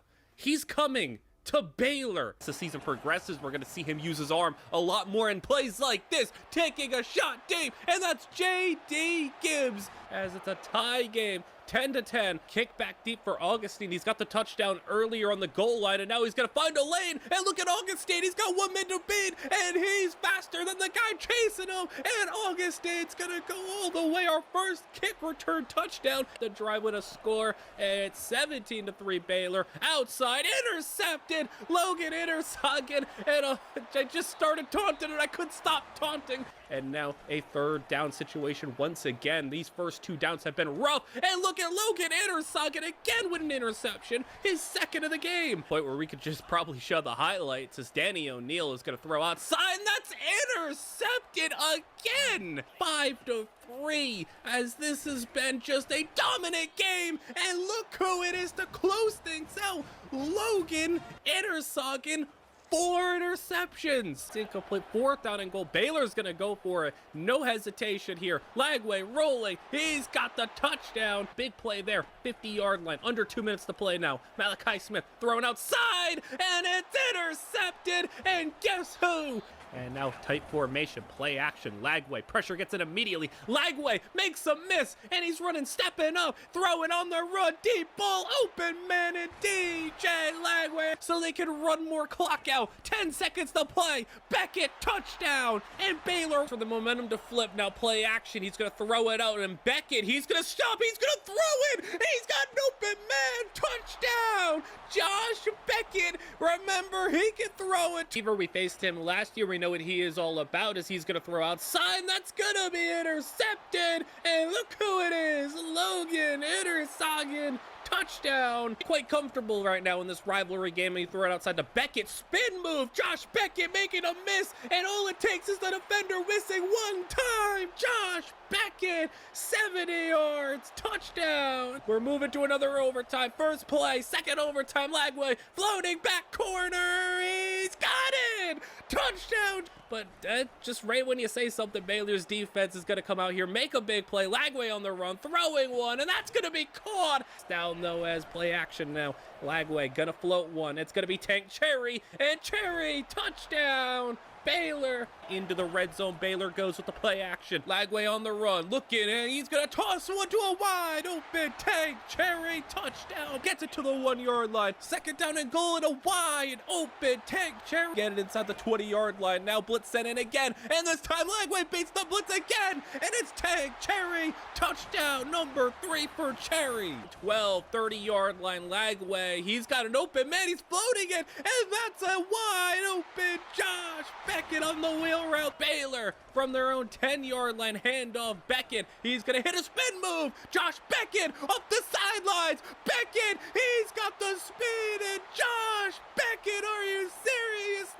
90 yards. Touchdown, Baylor. Fence back out from their own 4-yard line, handoff Beckett, and he's gonna get a block, and Josh Beckett, no way, he's gonna do it again. Beckett, he's got speed, and now he's down the right sidelines. Are you serious? 2 90-plus yard touchdowns, crown him. Games where he was kind of adjusting. Now it's second down. Lagway rolling. He's got one-on-one. He's going to test it. What an arm. That ball traveled 70 yards. It's a touchdown. And Lagway, a 70-yard bomb. He's going to burn a timeout with a minute to play. Now a little play action. Dell, he's going to load up and throw it deep. The big arm freshman quarterback's got it. And Tyree Dobbins did right. Third down in inches. And this is a shot down. They're going to take it for Sean Wade, and it's going to be caught. Touchdown. The freshman wide receiver. He's our deep threat that we brought in. Third down and 10. Dell, he's got the free rusher on the run. He's going to float one. That's going to be Dobbins. He's got it, turning a field. Tyree Dobbins is gone. Touchdown. Baylor, 66 yards. This comeback, but they're going to try it. Dell, he's just going to unload, throw a ball deep, double coverage for Alejandro Easy. He's got it, Easy hangs on. And now Dell, man coverage, and no one up top to cover Dobbins. And it's a touchdown. Tyree Dobbins got it. The tackle situation has been bad as they're going to hand off Josh Beckett. And there goes Beckett on the run. Can he get by everybody? Beckett down the sidelines. He is gone. And he's just so slippery, hard to bring down. Now throwing, here goes Tank Cherry again, running through a man, empowering, fighting his way into the end zone. Takes over, and they're gonna throw. And here is Tank Cherry on the catch and run. Cherry, he hurdles over a man, runs through 2 defenders. Gonna leave Kansas with 9 seconds to play in the half, and they're gonna throw it. They're playing aggressive, and they're gonna go and get an interception. You play aggressive, and sometimes it backfires. Trey Bender, pick 6. Great catch and run. Dobbins just a do-it-all weapon as they go deep outside. That's gonna be Sean Wade, the freshman. It's 4th down and 1. They punt the football away, give it to Baylor, and they got Alejandro Easy on the RPO, and Easy is gone, just like that, one play. And now they're back to the air, 3rd down and 5, but they're immediately gonna throw an interception. It's Intersagen with his 2nd of the day, and Logan Intersagen, the nation's best DB from a year ago, is open. Baylor receives the punt and a handoff to Beckett, who's gonna weave his way outside now, and there goes Josh Beckett. He's got the speed, and Josh Beckett is coming alive these last 2 weeks. 1st down, we haven't even called the running back's name as he's barely done anything, and there's Trey Bender jumping it in into the record books, into the end zone. One outside the Tyree Dobbins, now tossing it out. There goes Beckett, weaving inside but spinning it back out, and Josh Beckett fooled everybody. He weaved it in and used the leverage to spin back out, get to the edge, and score at 3. We're down to 3 seconds. Last play of the game, 4th and goal. Dell a throw, and we're finally going to the air as Dell is going to look, throw it, end zone, touchdown! And Sean Wade, he got it for the score as time expires. It's a walk-off. Baylor's going to win it by 1 point as Dell, he kept his composure. He took the pressure. He moved. He looked. He didn't rush it. And he got the score, and all of the narratives you can at least shake off for 1 play. Yard line as now play action as Dell looking. There's Tank Cherry, and Tank Cherry touchdown. Defense once again coming up with a stop. How about a free play? Blitz and in, one-on-one, throw it, and Sean Wade's way. He beat him. Touchdown. Just has great vision as well. Dell floating one. 3 defenders there, but Tank Cherry's past all of them. Touchdown. You know, places that starting running backs of this team as Alejandro Easy on the pop pass, and Alejandro Easy, they all committed on the run inside, and Easy has the touchdown. Job O'Connell did there as they go. Tank Cherry, blocker in front, touchdown. A little late hit, but no call there. 20-yard line as it's going to be a floating pass wide open. Tank Cherry dancing his way in. How about another goal to go for the Baylor offense? Underneath, Tank Cherry, touchdown again. Slippery are both of these running backs. I mean, both of them are playing so well, and Tank Cherry's making a playing well. Touchdown. Any team been better at stopping a team at the 1-yard line than Baylor? How about a screen? He caught it in his own end zone, and Sean Wade past the 50, 40, 30, 20, and someone actually catching him. Can run it a little bit. They got time as Dell, middle, deep ball, caught. It's Tank Cherry into field goal range as Baylor not content with the field goal. They want touchdown. Tank Cherry. Baylor can shut the door on this one. They surprise with a pass, and look who's open. It's Tank Cherry at the 40, 30, 20, 10. He's diving at the 1-yard line. He almost got in. But Baylor, I mean, Tank Cherry, how about you put him in at running back? We got a good rushing attack. Just trust them. And now Tank Cherry put it up for him. Touchdown. Now 3-yard line, 2nd and inches. Throwing wide open. Tank Cherry. Right a little bit. Goal to go. Baylor, quick pass. Cherry. Touchdown. He's got both on the day. I think the running back should have just put that one on the dirt, but 3rd down and 12 regardless. He's going to float one for Tank Cherry. It's caught. Touchdown. Stop for a 3-yard loss. Now under 6 minutes to play. Quick pass. Cherry. He's got it. Turns it upfield. Gets a block. And Tank Cherry. Touchdown. Baylor has 48 seconds to play. They got something going themselves. Tank Cherry open. He's split the defense. He's breaking a tackle, and Tank foot in. 2-minute warning. 2nd down and 6. He's rolling left. He's looking. He's firing deep. He's got Cherry. Touchdown. Baylor. Timeout used. 30 seconds. Draw play. It's going to be 4th down and 4. 20 seconds. Game on the line. He's got time. He's looking. He's throwing for the end zone. It's called for the touchdown. And Oklahoma, they're going for 2. They're going for the win. They're going for it all. It's stopped short. Baylor stopped them. And the results are in. Look at that. Your Heisman winner. How about Tank Cherry, Heisman winning tight end? Now second down and goal, play action. He's gonna throw it quickly, caught, touchdown. And Tank Cherry and Moses, what a play, return man of the year, getting his first pick. And now Tank Cherry over the middle. He's got the touchdown. Has to do something to respond. First play of the drive. He's gonna flow one. He beat the blitz. Sean Wade's wide open. Sean Wade. He beat him over the top. They sent the blitz and Wade took the top of the defense. 59. They're gonna have to punt it. Baylor, phenomenal job to back them up.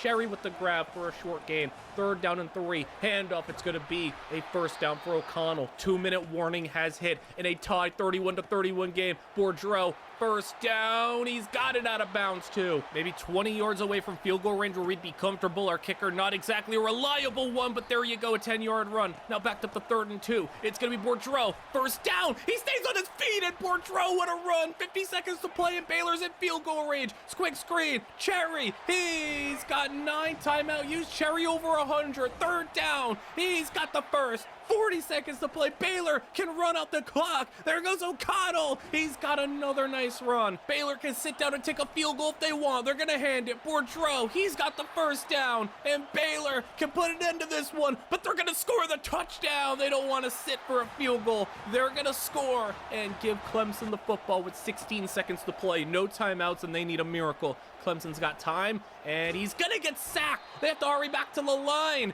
and now it's going to be over. The game could end right now, and a Robbie Kane sack. 5, 4, 3, 2, 1. He's got the spike. They held that for a long time. Now down to the last play. 80 yards to go. Clemson back at their own 10. He's going to load up. Hail Mary. Throwing it deep. Up in the air. What an arm. He's going to have it tipped. Tipped again. It's almost caught. Oh my goodness. He could have got that. Okay. Baylor hangs on, but that ball was tipped up in the air twice. Nice day so far, as it's a quick pass, touchdown, Tank Cherry. Opportunity to end this one. How about an Wildcat? He's gonna throw it. He's gonna throw the ball. O'Connell. He's got it to Cherry. And what a trick play. Of all times to run a running back throwing the football, that is a weird one. Second down at 13. Boudreaux cuts it up, and LSU using those timeouts. How about third down and 8 to try to seal it, to go to the national championship? It's caught! And Baylor is going to the national championship. 2 first downs was all they needed. How about Lane O'Connell throwing the football to Tank Cherry, and then a throw to J.D. Gibbs to seal it. Look who it is. Tank Cherry in. Tank Cherry in the Wildcat. And Baylor busting out something new. Baylor now reeling as their defense inside the 20-yard line. Virginia Tech touchdown. And they tie it up. And now 7-7 with 3 to go in the first quarter. Kickoff deep. It's going to be Moses, return man of the year, has 2 touchdowns. He's going to go to the outside. Moses, he's got to the edge. And one of the fastest players in the nation sprinting down the sidelines. Moses, can they catch him? 5, touchdown. And the best return man in the nation, true freshman Moses, has the touchdown. And Baylor, what a time to pick a national championship. Kick return touchdown. B. Smith coming in the dime corner getting a sack. Now throwing it deep. Moses got beat this time, and he gave us a touchdown, but he allowed a touchdown on the other end. As they're moving Cherry all kinds of places. I mean, they're playing him in every conceivable position. Deep ball. Caught for Wade. Gets a block. Tight end, is that his first career catch? Dell. Pop pass. And it's a touchdown. That's going to go down as a passing touchdown. It's on the board before this half ends, as they are going to have a clean pocket. He's going to throw it. Deep ball. Caught. And brought down by Kaufman. They're going to kick a field goal with 3 seconds to go. It is good line. And Baylor's defense having a hard time stopping them as he's rolling right. He's going to run for it. Wayne, he's got the 10, the 5, slides down to the 4. What an opening drive. He's going to go with the read option, and a 4.5-minute drive. Touchdown, Virginia Tech. 4 minutes to play in the third. It's been a fast-moving quarter as Cherry got the catch, turns it upfield. Cherry on the run. Tank Cherry. Zone 11-yard line. Second down, and he's going to throw for Cherry. Tank Cherry. Touchdown. He's got the hat trick. Has now hit Baylor, 3rd down and 3. He's gonna look. He's gonna throw one down the field for Wade. He's got it. Sean Wade turns it upfield inside the 25. Now in the red zone. 2nd down and 8. He's gonna throw underneath. That's caught. And there goes Boudreaux. Down to the 5. Down to the 1. And Baylor faking the QB power. Floating one. Tank. Cherry. Touchdown again. His 4th of the game. And this is just getting ridiculous. Run for Virginia Tech, gets some 9 and another handoff. A lot of room. He's got an open lane. He's getting brought down. The fumble. Ball on the ground. It's picked up by Quintana. The ball gets ripped out. It gets ripped out. Virginia Tech scoots it, and they're going the other way. What just happened? Touchdown. And Virginia Tech with one of the most improbable plays in national championship history. And they get it to a 1-score game. We got to see a replay on this one. The ball got knocked loose by Baylor. It looked like Quintana picked it up as the ball came out. It is a fumble. Quintana, you can see the tight end here. Look, he ripped it out. He ripped the football out.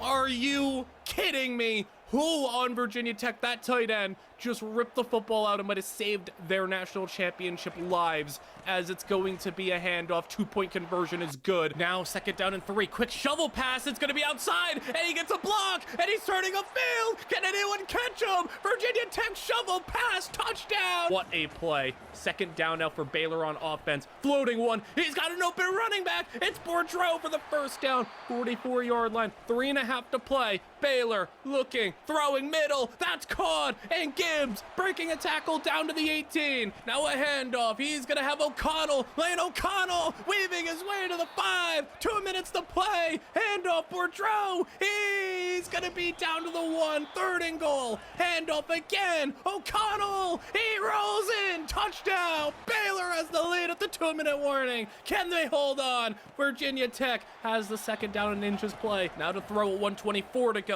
He's going down the field. He's got a big one, and that's going to be caught. Moses couldn't bring him down. He's pushed out of bounds at the 23. 1:18 to go. Quick pass. He's going down. Sack. 2nd down and 16. Blitzing in again. He's going to run it. He got through. He's got the 1st. He's down inside the 10. Down to the 5. Little time to play. 2nd and goal. Wayne on the run. Back in the middle. It's a touchdown. Virginia Tech has the lead with under a minute to play. Baylor, do you got something in you? One more drive. He's going to float with it in coverage for Easy. It's tipped. It's caught. He caught it. Are you kidding me? Easy. How did he bring that in? It's tipped, and it was into his hands. We needed that play. It's now 42 seconds to go. Needing 50 yards. He's getting sacked. Timeout used. Baylor's down to 1. Under 40 seconds to go. He's throwing it into coverage. It's caught. He caught that. The defender missed. Wade has it. 34-yard line. 20 seconds to go. Deep ball for Cherry. He's got it down to the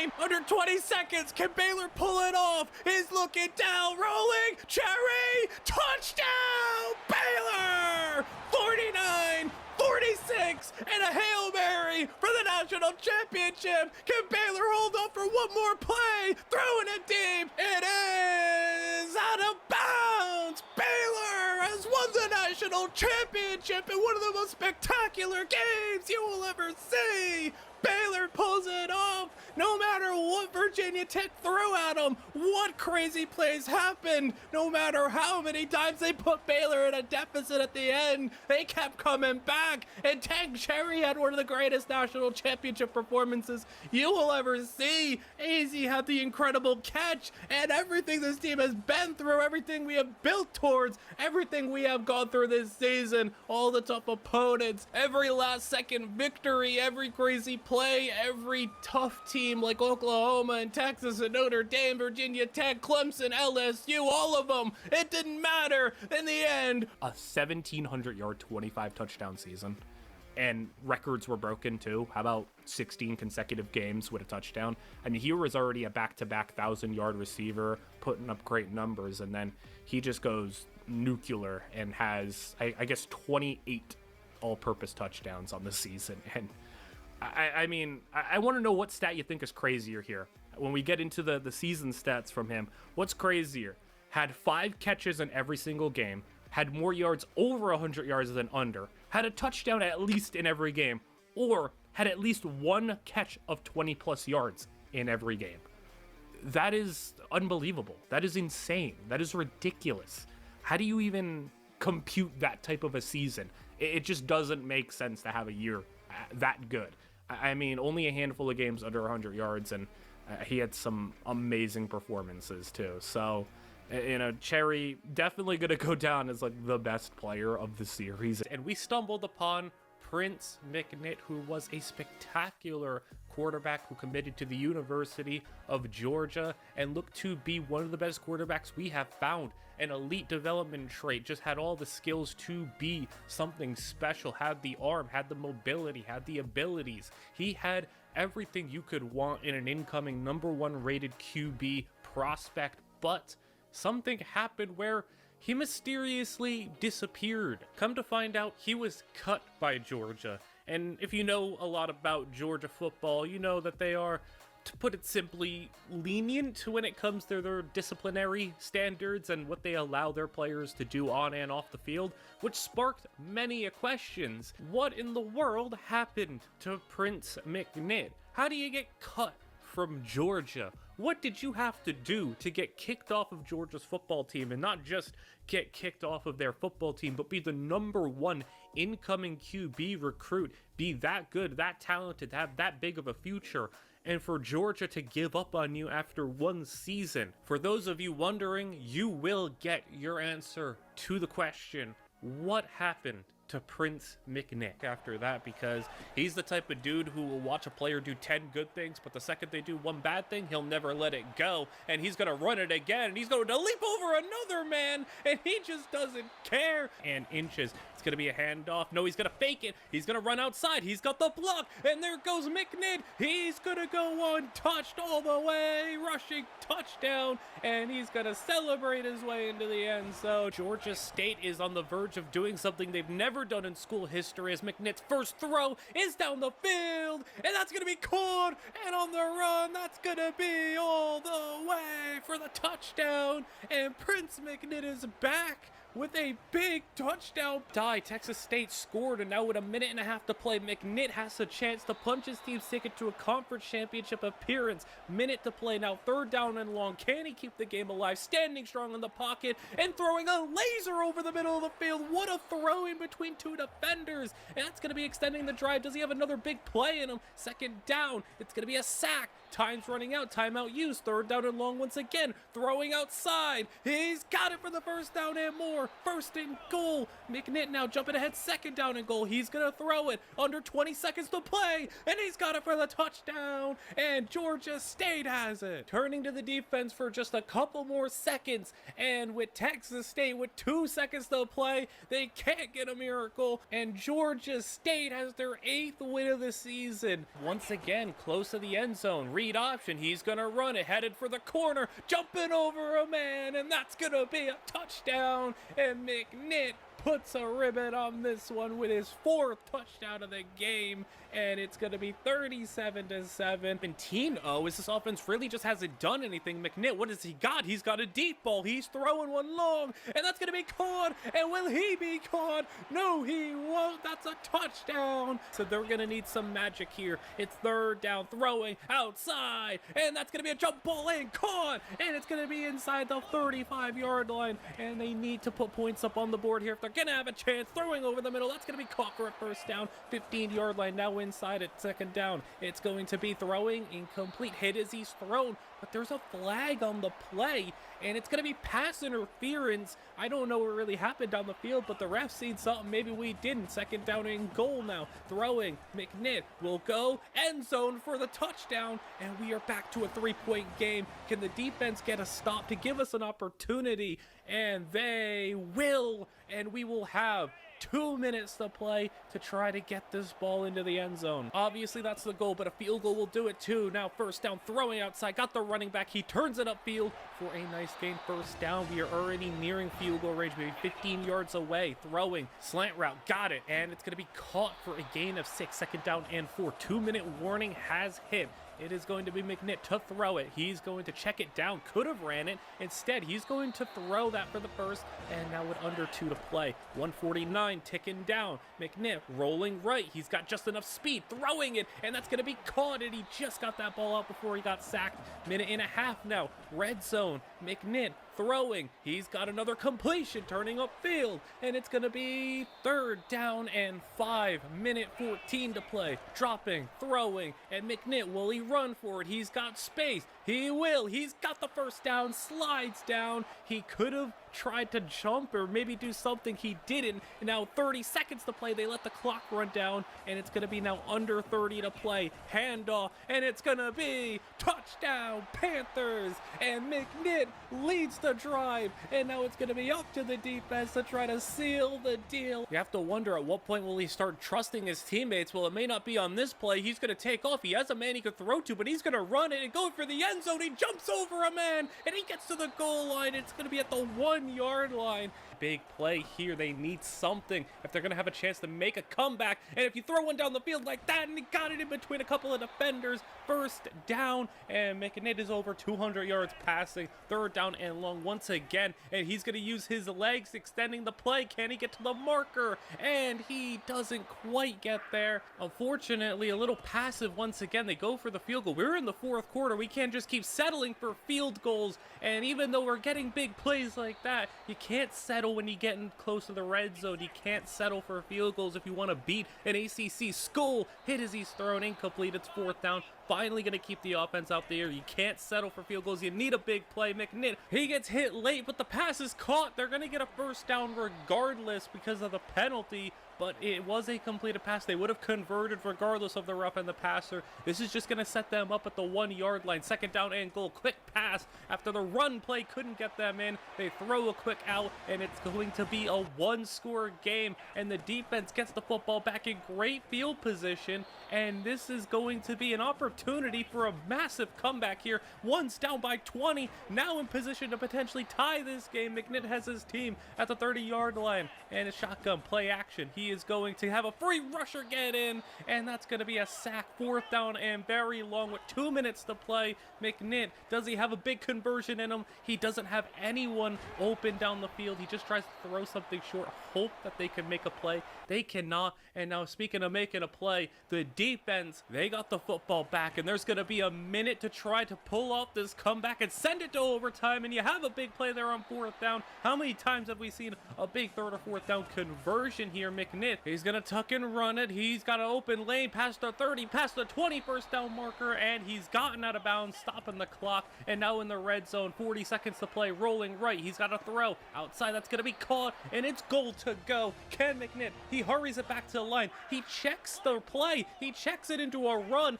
Handoff, and that's going to be untouched into the end zone. The defense was not expecting that, as McNitt, he was selfless enough to check it to a run play. Again, we seen that happen last year where he tried to selfishly get the touchdown for himself. Now we're in overtime as McNitt has a big opportunity here. The defense held to a field goal. A touchdown wins this game to pull off a 20-0 comeback. Throwing outside, that's going to be caught. It's goal to go, and they're a couple yards away. 1st down and goal. McNitt, he's going to run it, and he's got it for the touchdown. And Georgia State has stunned Georgia Tech at home here, down 20-0 in the 2nd half, and just like that, out of nowhere, they came back and won it in overtime on a walk-off touchdown from McNitt. Does not always have a clean pocket to throw from. 2nd down and 11 is probably the cleanest pocket he has had, and he's going to throw it down the field. Deep middle, it's wide open, and that's a touchdown.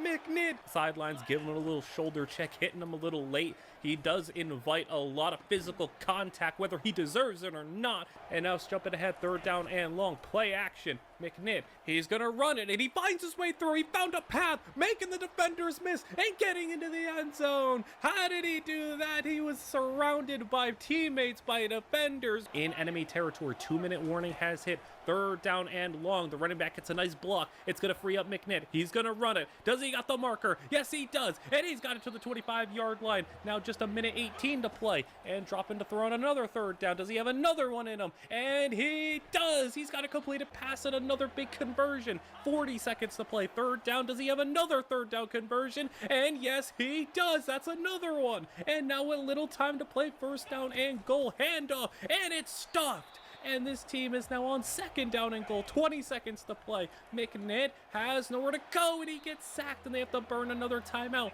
Third down and goal. Does he run out of magic here? Third down and looking, end zone, and swatted away. Fourth down and goal. Final opportunity to keep the season alive. He's going to throw it, and he's got the touchdown, and they're not going down yet. The undefeated streak is still alive, and now looking for the overtime. It's Appalachian State getting a field goal, but that means they're going to have one more chance to do exactly what they did against Georgia Tech and get a walk-off touchdown. Play action. It's going to be rolling left. He's got defenders chasing him. He's going to have a receiver cut upfield, and it's going to be caught, and he stopped at the 1-yard line. It's first and goal, though, and McNitt is going to hand it off, and that's a touchdown, and the comeback is completed once again. How does he keep doing it? How do they keep pulling these victories out of nowhere? And McNitt has his team at 8-0. It's been a magical year up. Bonds with a field goal of their own and setting us up in great field position once again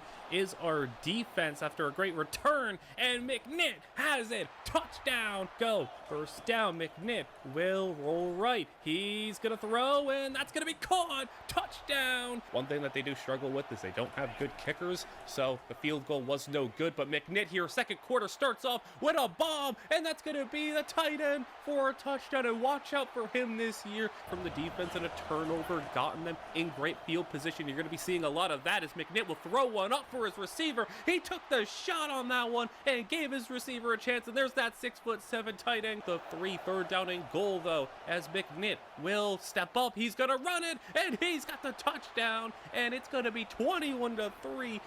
It is 21-7. McNitt will step up, and he's got a lane. He's got a couple of receivers open, but how about using them as blockers? And they pick up their blocks down the field. McNitt all the way down inside the 20, spin move. And it's time for the big game, the game that we have been waiting for, the game that is really going to determine a whole lot of narratives on Prince McNitt. It's number 4, LSU versus number 6, Georgia. And it's been a long road to get back here, starting his career at Georgia, getting kicked off of the team, having to rebuild himself at Georgia State just so he can go get back into the SEC so he can have another shot at the team that cut him loose when this all began. The career that McNitt has had is because of the school that cut him loose. He can't come out here at home and get blown out by this team. It will destroy him as he throws one, and that's going to be a touchdown position, but it is third down and long. It's going to be McNitt throwing one for the end zone, and that's going to be caught for a touchdown.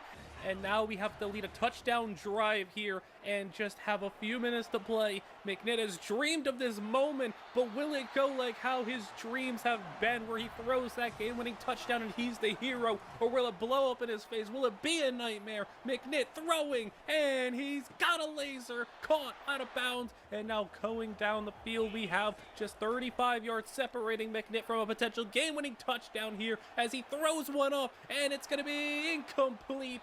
Jump ball, no good. Tried to get the 6'7" tight end an opportunity, but now second down and 10. McNitt standing in the pocket. He throws one. That's going to be caught for a first down. Good job there. 2-minute warning has hit now. And now we're going to be covering this game from here on out. McNitt throwing one outside, and that's going to be caught. First down and goal. Just a few more yards. 5 to go. McNitt, speed option. It's going to be pitched out, and Georgia blows it up. It's a loss of 4. You still got 3 more plays, though. McNitt will throw one quick outside, and he tried to give his receiver a chance, tried to split the zone. It's incomplete. Third down and goal now, and no one gets open here. McNitt just tries to play it safe, doesn't put the ball in harm's way, sets up fourth down. One more chance. Can McNitt be the hero? He's thrown to the end zone, and it's incomplete, and the defense has to come out into the field, and Georgia has the football back, and they're not going to give McNitt another chance. Georgia wins it here. He has a lot of frustration to let out. He feels like he let this team down. He feels like he failed them. Turnover, offense set up in great field position, play action. McNitt is going to roll. He's going to throw it, and he's got the catch. Touchdown. McNitt already over 240 yards in the first half. Play action. He's rolling, and he's going to stop. Throw it, that's going to be a catch, and turning upfield, that's another touchdown. Set up in great field position for McNitt and this offense. He's going to tuck it, and he's going to run it, and he's got another touchdown. But McNitt refused to come out of this game. He could easily sit right now and be done with this season, but he's not leaving this game. He throws another 44-17 is your score. Can they get to 50? McNitt's going to run it, and they got 50 points. And that is touchdown number 61-17. McNitt to throw it, and he's going to just throw one deep, and it's going to be caught, and another touchdown. And that's finally going to mercifully end this game. And an angry Prince McNitt comes out and puts up a career day, 58-17. And not only that, McNitt goes for 7 touchdowns and 500 yards on the dot. Long, and they're on upset alert. Throwing on 4th down. Does he have the big clutch play in him? Throwing over the middle, and it's going to be caught. Pressure in his face, and he stood there, took the shot, delivered, and now hurrying back to the line. McNitt now about midfield. He will throw it. He takes another shot, but he delivers a beautiful ball on the outside, and now in field goal range, but McNitt's not satisfied with a field goal. He's going to tuck it. He's going to run it and get to the marker. First down and goal. Just over a minute to play. Handoff, and it's going to be through the lane and touchdown. Title game. Well, you got to win all your SEC games to get there. Handing it off, the running back going outside, and that is Bibbs for the touchdown. And take a look at this. McNitt just letting out some anger. Our 3-point lead. Defense doing their job here in the second quarter. McNitt rolling out, and he's going to throw it on the run. Gets brought down, but he has a beautiful ball. That's going to be caught for a touchdown in a 7-7 game here in the second quarter. McNitt to throw it, and he's going to go outside slot fade, and that's going to be a signature of the LSU offense. Them on the ground. McNitt will go play action, and he will roll left and then go right, and he's gonna run it, and McNitt does it all with his legs on that drive. Arkansas, they're not really spying him, not containing him of what was last year. He wants it more than a Heisman. He wants it more than a national championship, and he's going to try to do everything he can to get it. It's 14-0, and it's going to be the biggest game of the career of Prince McNitt. SEC title, Georgia, LSU, 1 versus 2. Tickets already punched to the playoffs. But can Prince McNitt get the victory that he has wanted his entire career? The team that cut him loose, the team that let him go, the team that kicked him off the program and off the school, replaced him, sent him to Georgia State basically, trying to let his career die, but he worked his way all the way back to the SEC, to LSU, all to get another shot at this after the failure that was last season. A couple plays here and there and some highlights. This is going to be the full package here, as this game is worth the importance and worth the effort and attention, and Prince McNitt is wasting no time, and now he's got to try to battle back here. And McNitt, just the thoughts of all the things that happened last season, and he starts it off with a touchdown. A lead play action. McNitt throwing, and he's going to go over the middle. That's going to be caught, and there he goes, turning up the field. He gets a block, and he's going to go on the run, and he is gone. It's going to be 14-3. Team in position to take a lead here with a minute to go, and McNitt is going to tuck it, and he's going to run it in. Touchdown LSU. McNitt has played about as perfect of a game as you can ask for so far, and now a little jet pass is going to be outside, and that's going to be a big play, and there he goes on the run, and he's going to get brought down in the red zone. But it's been just a on-point day for McNitt. He saved his best for the most important game of his life, and it's a touchdown in the fourth quarter. McNitt throwing, touchdown. Sit in the end zone again. It's 3rd down and long after some bad rushing plays to try to run the clock. McNitt has nowhere to go. He has to get rid of it, and it's 4th down, and Georgia scores again. 1 minute to play in the SEC title game. No timeouts. 1 minute to play. Everything on the line. McNitt throwing it out of bounds. He has to just get rid of the football. It's 2nd down and 10. Just 60 seconds to play. McNitt throwing underneath. That's going to be caught. He has to engineer a game-winning touchdown drive. A field goal is not going to be good enough. Hurrying back to the line. McNitt, they stop the clock to set the football, but the ball is now set. 52 seconds to play. Play action. McNitt throws it. That's going to be caught. And there is the receiver getting down. First down yardage and hurrying back to the line once again.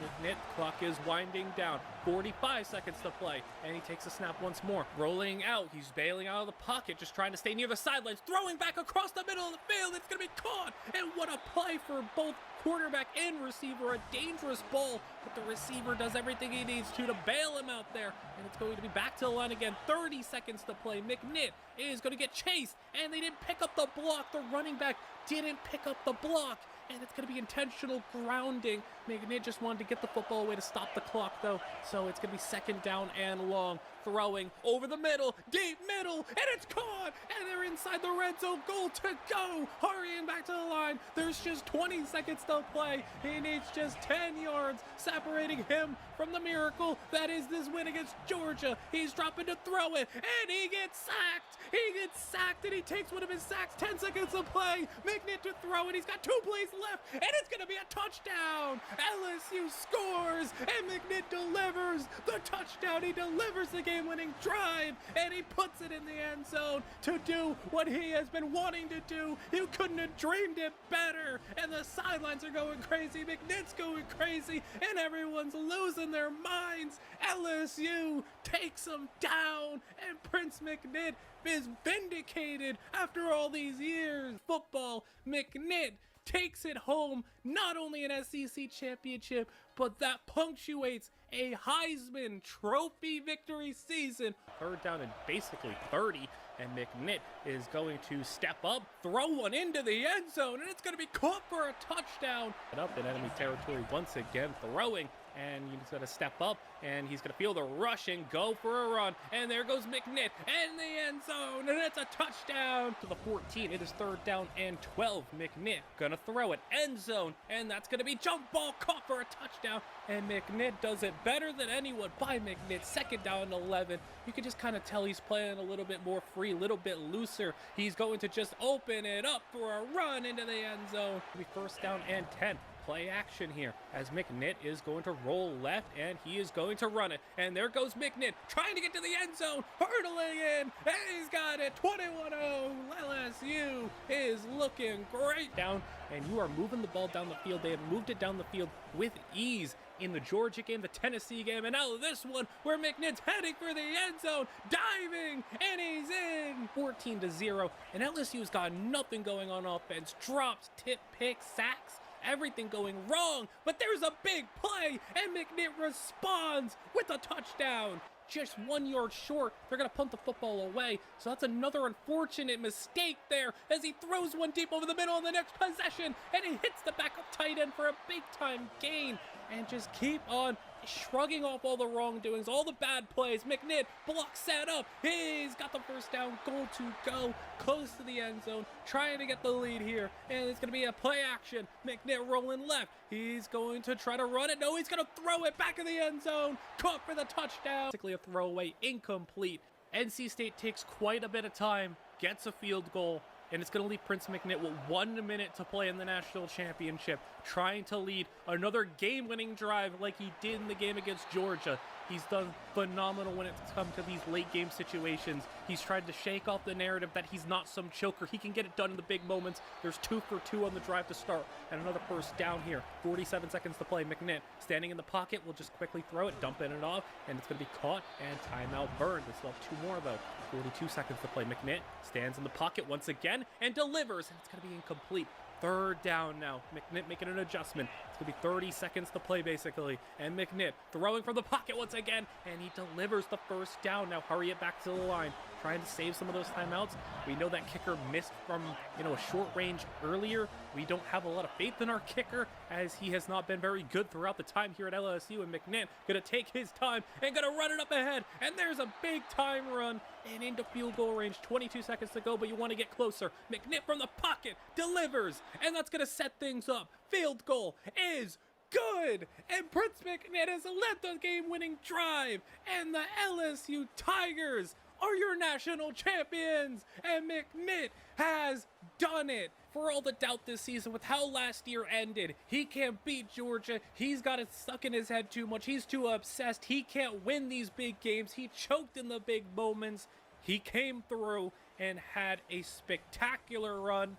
The game against Georgia, all the playoff games, none of them were particularly shootouts, what you'd call them, but he played winning football. He did what he needed to do. Huge couple of other impacts getting mixed in, and this is going to change everything. How about an elite dev 3-star quarterback? And Brett Scatia could really change everything. Brett Scatia, elite dev, 70 overall, and pretty crazy skill caps. 9 out of 10 power, 9 out of 10 accuracy, 8 and 9 out of 10 across the board. Like, not only is he a elite dev, like, he's one of the better 3-star players that I've seen in this game. Like, this is a great 3-star player. That's huge. We can convert here. Scatia throwing deep middle, caught, and there he goes. It's Joy, our 4th receiver, touchdown. 3rd and 9. Scatia for the game. He's gonna get it, and it's not just a first down. Joy, touchdown, and that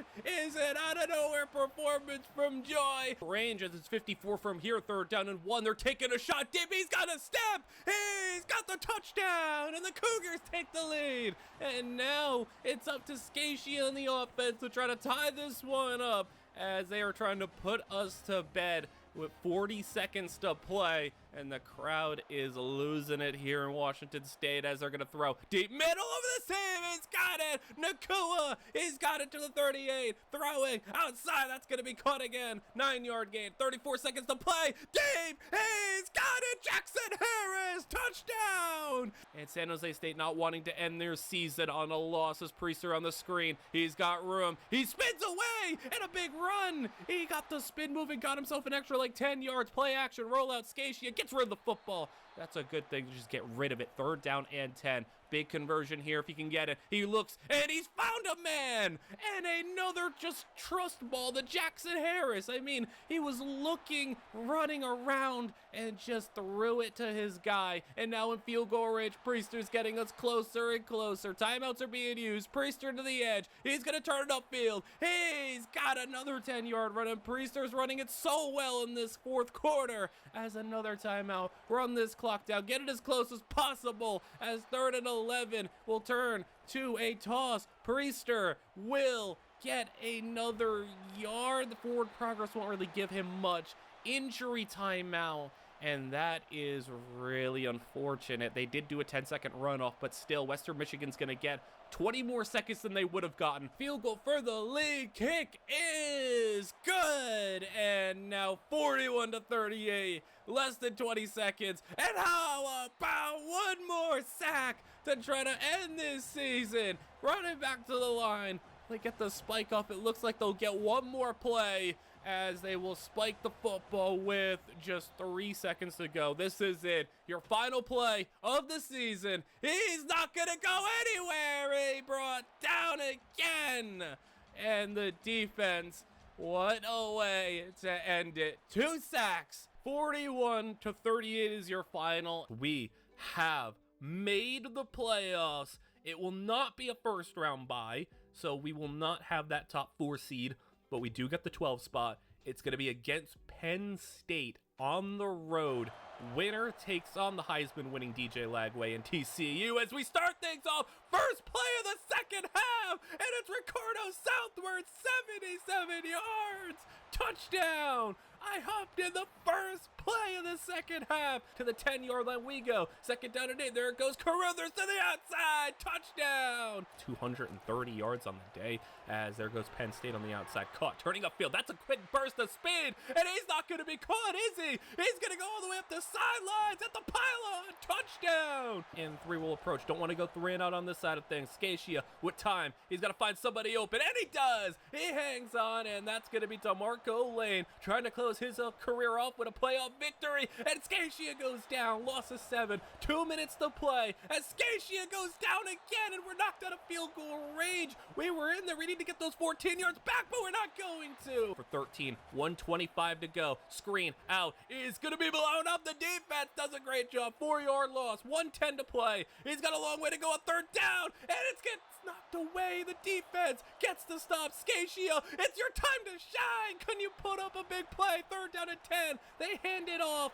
and we're going to concede possession there. We almost threw a pick, but we'll take that as there's a flag down. We'll just try to see if we can get this to overtime and try to continue this exciting game. It's going to be a roughing the passer, though, and I don't think overtime might be in our future at this point. 48-yard line, 30 seconds to play. They have no timeouts. They're taking a shot up top. It's caught! And at the 25-yard line, they can run out this clock. They're going to hand it off, gets to the edge, and they're going to score! Touchdown, Penn State! And Scacia, do you have something crazy in you? 24 seconds to play in this playoff game kickoff. We're going to have it at about the 19-yard line. 81 yards of field in front of us. Scacia, first play, in the face of pressure, he delivers! DeMarco Lane! He's getting free! Touchdown! Are you kidding me? DeMarco Lane! 81 yards on the first play of the drive! And this team, we're going for the win! We're going for it all! 2-point conversion for the win to win a playoff game here. That's going to be Paul Campbell in motion. Couple of tight ends in the package. Scacia, he's going to throw. It's a quick pass design for Campbell, but the defense got there in time, and it's gonna be no good.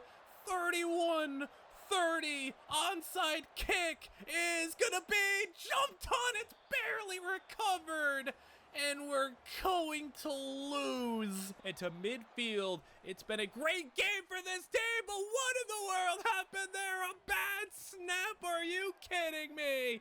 Bad snap, and look at Caruthers breaking through contact, and Caruthers all the way to the 5-yard line, and a turn of events that you couldn't have expected. Touchdown! 5 on it. 2:40 to play. Blitz and in underneath. Open man. Bradley Joy turns it upfield. And Bradley Joy's got room to run. And he's going to go all the way. Touchdown. Wait, we're not going to the playoffs. I don't think so. 3rd down and 2. Toppins. Deep pass. That's caught. Bradley Joy breaks a tackle. And that's going to be a touchdown from 72 yards. As they are driving, field goal will tie it, but they're going for it all. He's got it. Touchdown, Washington. And the comeback has been made, and now Toppins has to have some pressure put on him.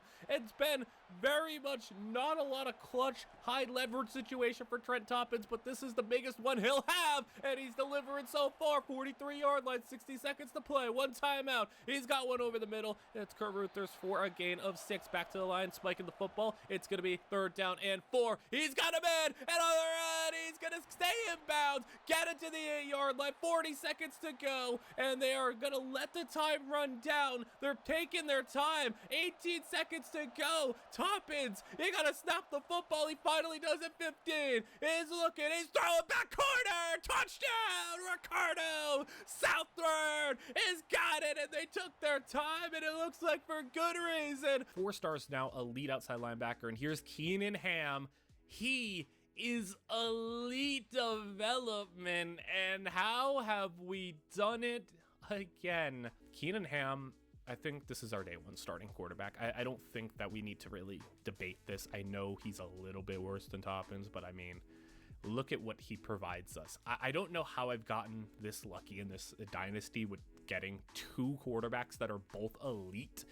And not only are they elite, they're like some of the best that you will find. I mean, how about maxed out everything except 8 out of 10 IQ? There, we get the football back in under a minute and in great field position. Look at Conrad Wooten making a man miss, and the big receiver, Conrad Wooten, touchdown! He's big, but he has got some speed on him, and he has had some great performances so far, and Stanford has got it all the way back, 83 yards. And a couple of nice plays so far this season as they'll throw one up top. Open man has got it. Touchdown. Play. We've turned this this thing into a shootout. 3rd down and 6, as it's going to be an interception. Taking it the other way, and they're going to go all the way for the touchdown. Evan Sherry. Appearance because it's looking really good on this drive as they go back to Caruthers, who gets a lane, and he's going to be free. 39-yard touchdown, and he's on the catch. I don't know why we're throwing these type of check downs. Now 3rd down and 14, throwing the ball deep middle. He's got it, and that's Dakota Stevens, a tight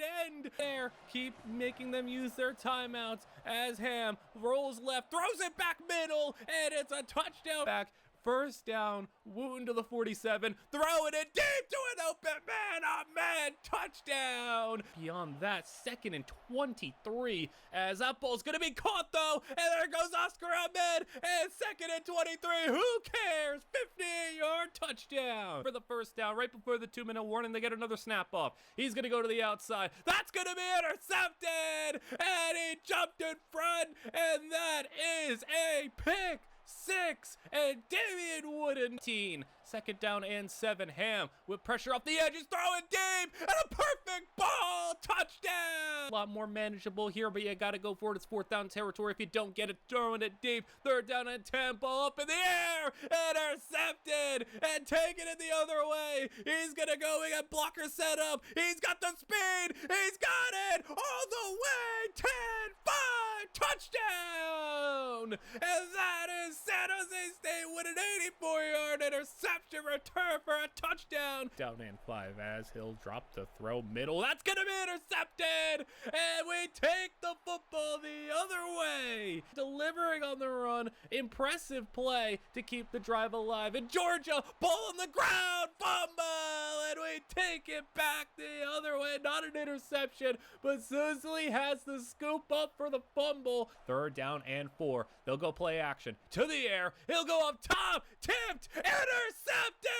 Defense comes up again, and it's Susley again. Got to take care of business here first. It's 14-14 to start the 2nd half, and a deep shot for Auburn. 2nd play of the 2nd half, intercepted, and it's Susley who's got another turnover force, breaking a tackle. Down and goal from the one more try, touchdown. To this one, it's been all San Jose State in the 3rd quarter as they'll throw deep ball, wide open man, and he's gonna break a tackle. He's gonna go all the way, touchdown. And just like that, they are back in it. 3rd down and 7 as Ham deep drop. He's gonna have a wide open man around into him, touchdown. Ball back in the first play of the drive for Auburn. They're gonna let one fly up in the air. He's got a step. He's got the football, and he stays in bounds. Touchdown, Auburn. Be going to overtime with the incomplete pass.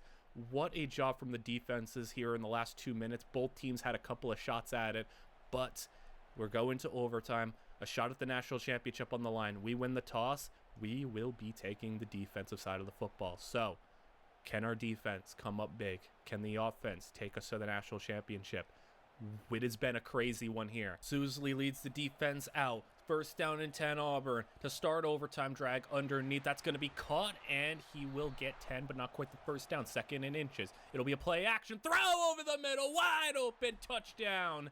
Auburn up by 7, and now it's our turn to try to take this to a 2nd overtime. Ham's going to scramble for it. He's going to run. He's got 9. 2nd and 1 as he'll throw it. He's got time in the pocket. End zone over the top of the defender's head to ball for the touchdown. And it's 38-38, 2nd overtime underway with a San Jose State football. And Caruthers has a 7-yard gain there. 18-yard line as they go Caruthers to the edge. He's going to go use some power, get 2 yards. 3rd down and 1. It's going to be a handoff. Caruthers, he gets stopped and he loses a yard. Field goal try is going to be through the uprights.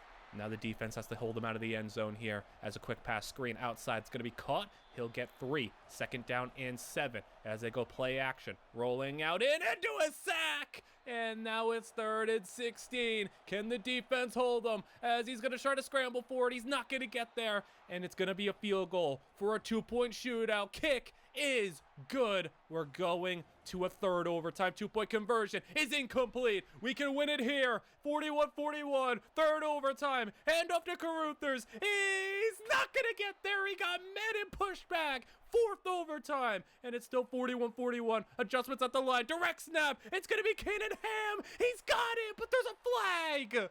And that's going to be coming back. Holding. He had it, but they give us a hold, and now we have to go from 12 yards out. Not going to get there. Defense to take it to a fifth overtime. Has got it in the pistol formation. Auburn. Handoff right up the middle. He's going to get stopped as well. Fifth overtime. Another try at it. They go same formation. Adjustment made. Handoff. Stretch right. He's got the blocks and he's in. San Jose State to take it to a sixth overtime and a shot at the national championship. Handoff to Caruthers. And he's not going to get there. Auburn walks it off. And they win it in overtime in a heartbreaker for San Jose State. Under 5 to go, and they need a score, but it's not gonna happen. Picked off and taken it the other way. It's gonna be a pick six, picking up right where they left off. Damian Wooden. And 4, under 9 minutes to play, as they'll throw off his back foot. Deep pass, it's caught, and on the run for the score. Auburn 3 and out, and now we need to go 70 yards to try to get a lead. That's a good start. 16 yards to Wooden. He's been the one that they can't cover today, as a pass underneath for Trimble's gonna get 8. 46-yard line. Ham outside gets the first down. Trimble again. 41-yard line. Under a minute to play. Ham, can he lead the clutch drive? He's got Wooten again. Timeout used. We're down to 1 left. 34 yards out. Middle. Trimble open for the first down. His third catch of the drive. 42 seconds to play. And Ham, he gets sacked. Third down at 15. And we're not using the timeout. They're hurrying it back to the line. 31 yards out, 3rd and 15, 30 seconds to go and clock running. Ham setting things up, dropping back to throw. He's stepping up, he's running for it. Keenan Ham is going to set us with 4th and 4, 20-yard line, 20 seconds to go and clock running. Finally, they use the timeout, and it all comes down to this. Down by 5, 4th and 4, 20-yard line, 20 seconds to play, with a chance to beat Auburn on the road, the #1 team in the nation. Ham drops back, looking to throw. He's got time, over the middle, it's caught, DeVolve rolls into the end zone, touchdown! And from 20 yards out, they needed just 4 yards, but they got all 20, and the 2-point conversion's good. Auburn doesn't know what hit them, and with 15 seconds to go, all you gotta do is hang on. Kick return, not gonna get them anything. At the 19, 11 seconds to play. Got maybe 2 plays left in you as they take a deep shot. He's got a step, he's got the football, and he gets tracked down, but in 1 play at a timeout, Auburn finds themselves in a field goal range as they're sending out the kicker. 5 seconds to go. 47-yard attempt, and just like that, we are going to overtime. Why won't this team leave us alone? We're going back-to-back overtime games as we kick things off with the football. Trimble on the jet pass, nowhere to go in. There's a flag down, and I'm getting flashbacks to the last game where a holding penalty costed us, and now it's 1st and 20, and Duffy gets blown up in the backfield, just spared loss of 2. As now the pressure gets in, incomplete. It's 3rd and 22. Ham, do you have something in you? Rolling. He's going to just try to get rid of the football. He does. We're settling for a 54-yard field goal. Kick on the way. It's no good. Auburn's taking over, and the next score for Auburn can win the game. How has this happened? 25-yard line, Auburn to throw it. He's going to throw middle, incomplete, too low, dropped it. But we need a lot more than just a stop, as they are going to get a first down and all the way to the 6-yard line. Auburn close to ending this one and crushing our dreams again. 2nd and goal from the 8 as they'll throw back corner, and that's going to be incomplete, too far. 3rd down and 8 as they are going to look to throw other side end zone, incomplete again, but the field goal try for the win to knock us off 2 years in a row. Kick is good. Auburn How have they pulled it off again?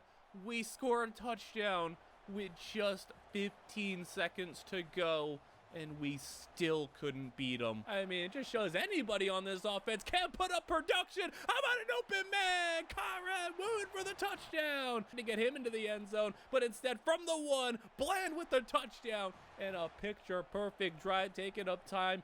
5 minutes tick off the clock, and a fumble on the first play for Washington! Yard line as I'll toss it out. Bland, touchdown! Upon us with about another play or two left. 3rd down and 8. LSU intercepted and taken it the other way. He's not going to be caught. Touchdown! And LSU throwing a pick 6. Whenever this defense has made a big play, it's been Damian Wooden or Leon Shanahan for a interception. He's had a couple of multi-big games. Explosive plays, 2nd down and 10. Pass outside, intercepted again, and it's Leon again, and he's taking it all the way again. Touchdown! 3rd down and 2 situation set up as a handoff. That's going to be Bland to the edge. He gets the 1st down and all the way to the end zone. He gets tackled at the 1 yard shy. Let him punch it in. Touchdown, Cyril Bland. 3rd down and 2, dropping to throw it, and it's going to be intercepted at the goal line, and we take the football back. 2-minute warning has hit, and Ham stepping up, running the football, gets around the defender inside the 10, slides, and goal to go as Bland down to the 3. USC using timeouts, but a touchdown. Loft on that one, they'll have to punt. But you seen the stat line there. If you didn't, it was 7 for 19 yards. And Auburn in one play. How are they going to break a tackle, get free, and he's not going to be caught? 92 yards. Touchdown with no run game against this Auburn team. Dropping back to pass. End zone. Touchdown. Tremble for the score, and we got the lead as Keenan Ham delivers in a clutch situation, but we still have a long way to go in this one. Auburn got it in one play last time, but a fumble this time. 2nd and goal, Ham to the air, end zone. It's gonna be a touchdown for Duvall. Damian Wooden with the knockdown. 4th down and 14. He gets sacked and couldn't get it. For Auburn, spreading the field as dropping back and throwing one down the sidelines. It's intercepted, and guess who? Leon Shanahan. Field goal range, it does. We punt it. I'm fine playing it safe there. Auburn intercepted on their first play of the drive, and he's taking it inside the 10. 2 minutes to play, and San Jose State with one play. Touchdown, Conrad Wooden. Zeros, and a national championship will be coming home. Keenan Ham, San Jose State, this secondary, they've done it, and they finally slayed the demon that has been haunting them all year. Auburn, they have only lost 2 major games over the past year, both of them to Auburn.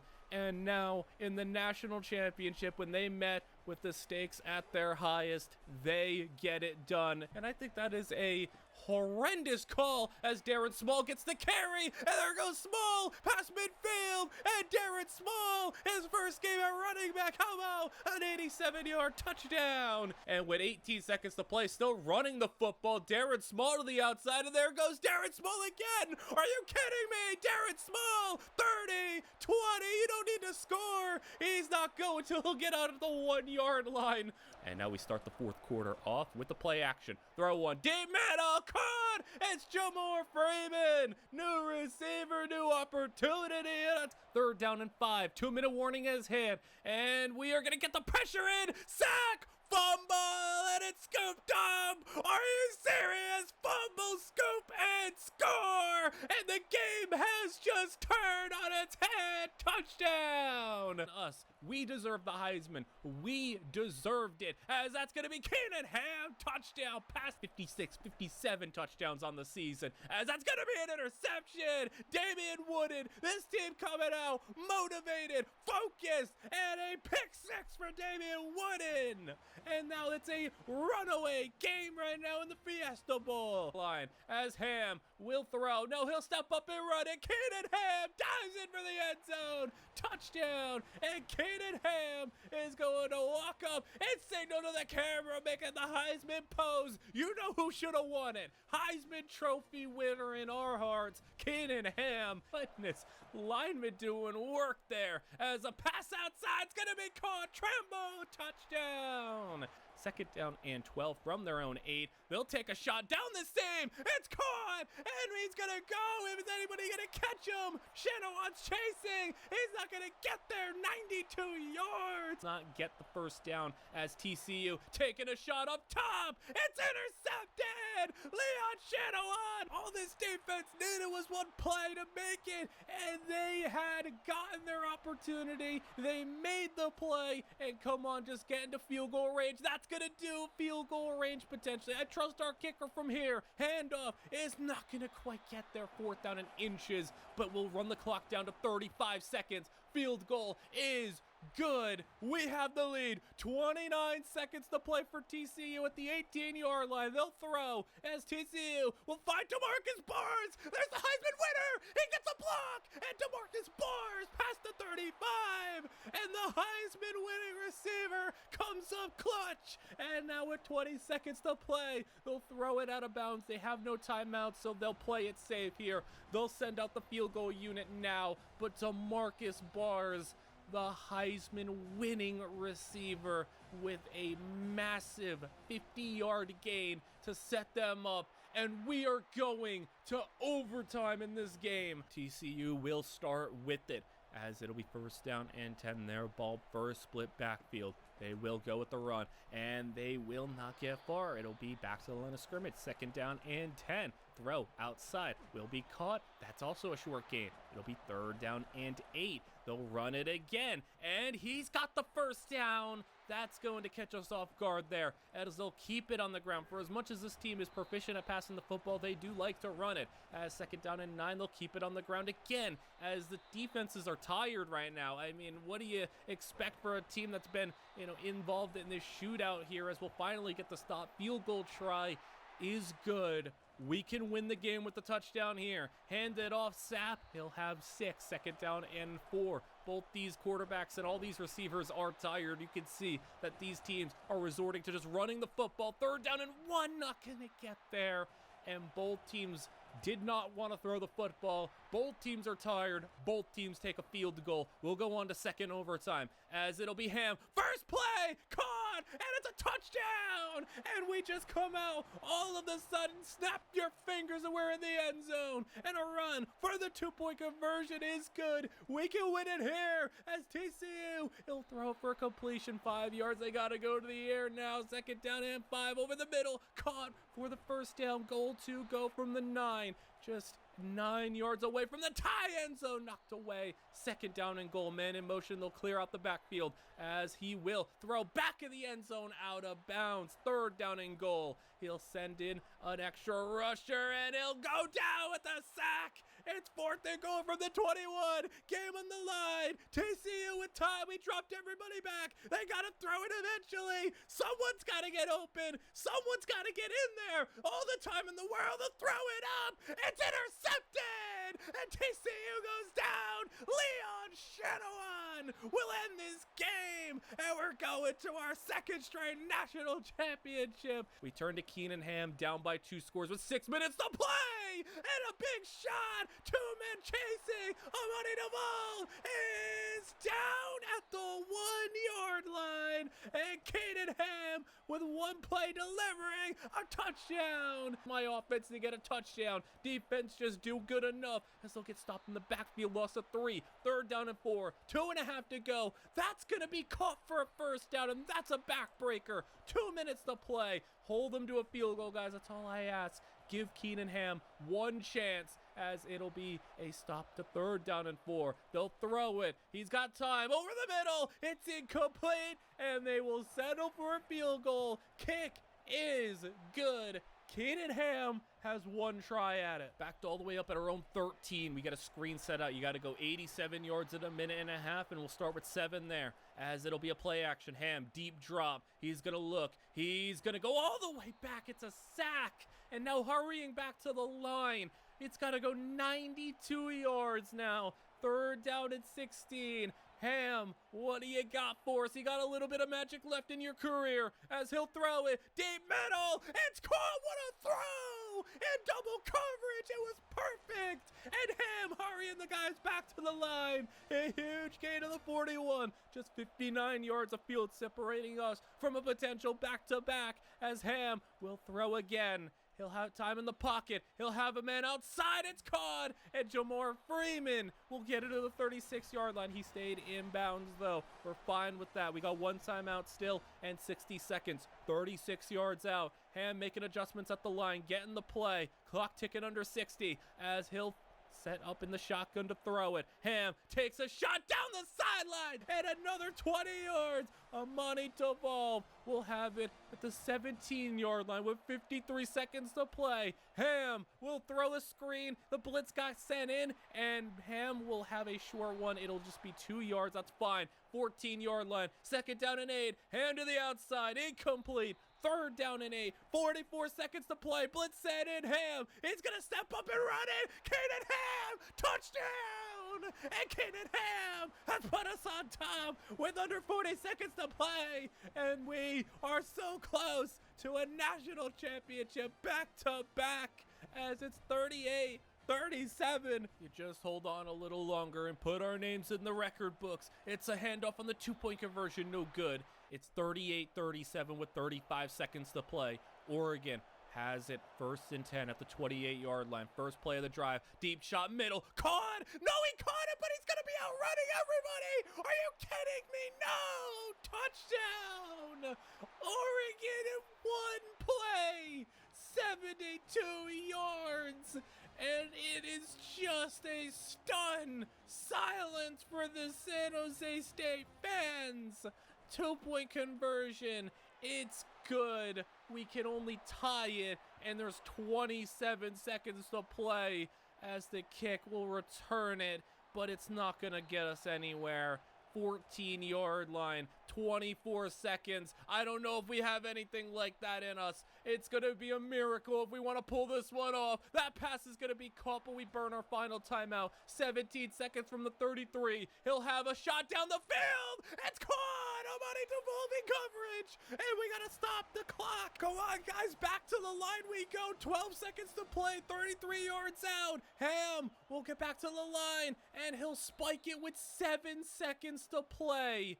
And this might be it. Hail Mary for a chance to go to overtime in the national championship. Ham dropping to throw it. He's going to float it deep. He's going to throw it pretty quickly. That ball's knocked away. There's 1 second. He made sure we got 2 tries at it. And now 1 second left. National championship on the line. Hail Mary. Keenan Ham. You got 1 more left in you. Up in the air. It's knocked away. And the game is over. Oregon wins the national championship. And that is a sour note to end this series. And that will put a wrap on everything. Over 2 hours of the best highlights and plays, sifting through 80 videos that range from 1 to 2 to even more hours long. It took a lot of time, but it was a lot of fun going back and seeing what I was doing at the start of the year compared to the end of the year, and how I think I've gotten a little bit better at the very least, but I do plan to get a lot better than that, and the plans that I have for College Football 26 are really exciting. And like I said, I hope you guys have all enjoyed the past year. I hope you all enjoyed this video. Like, comment, and subscribe, as I will see you guys all for College Football 26. And I will see you guys all also in the next video.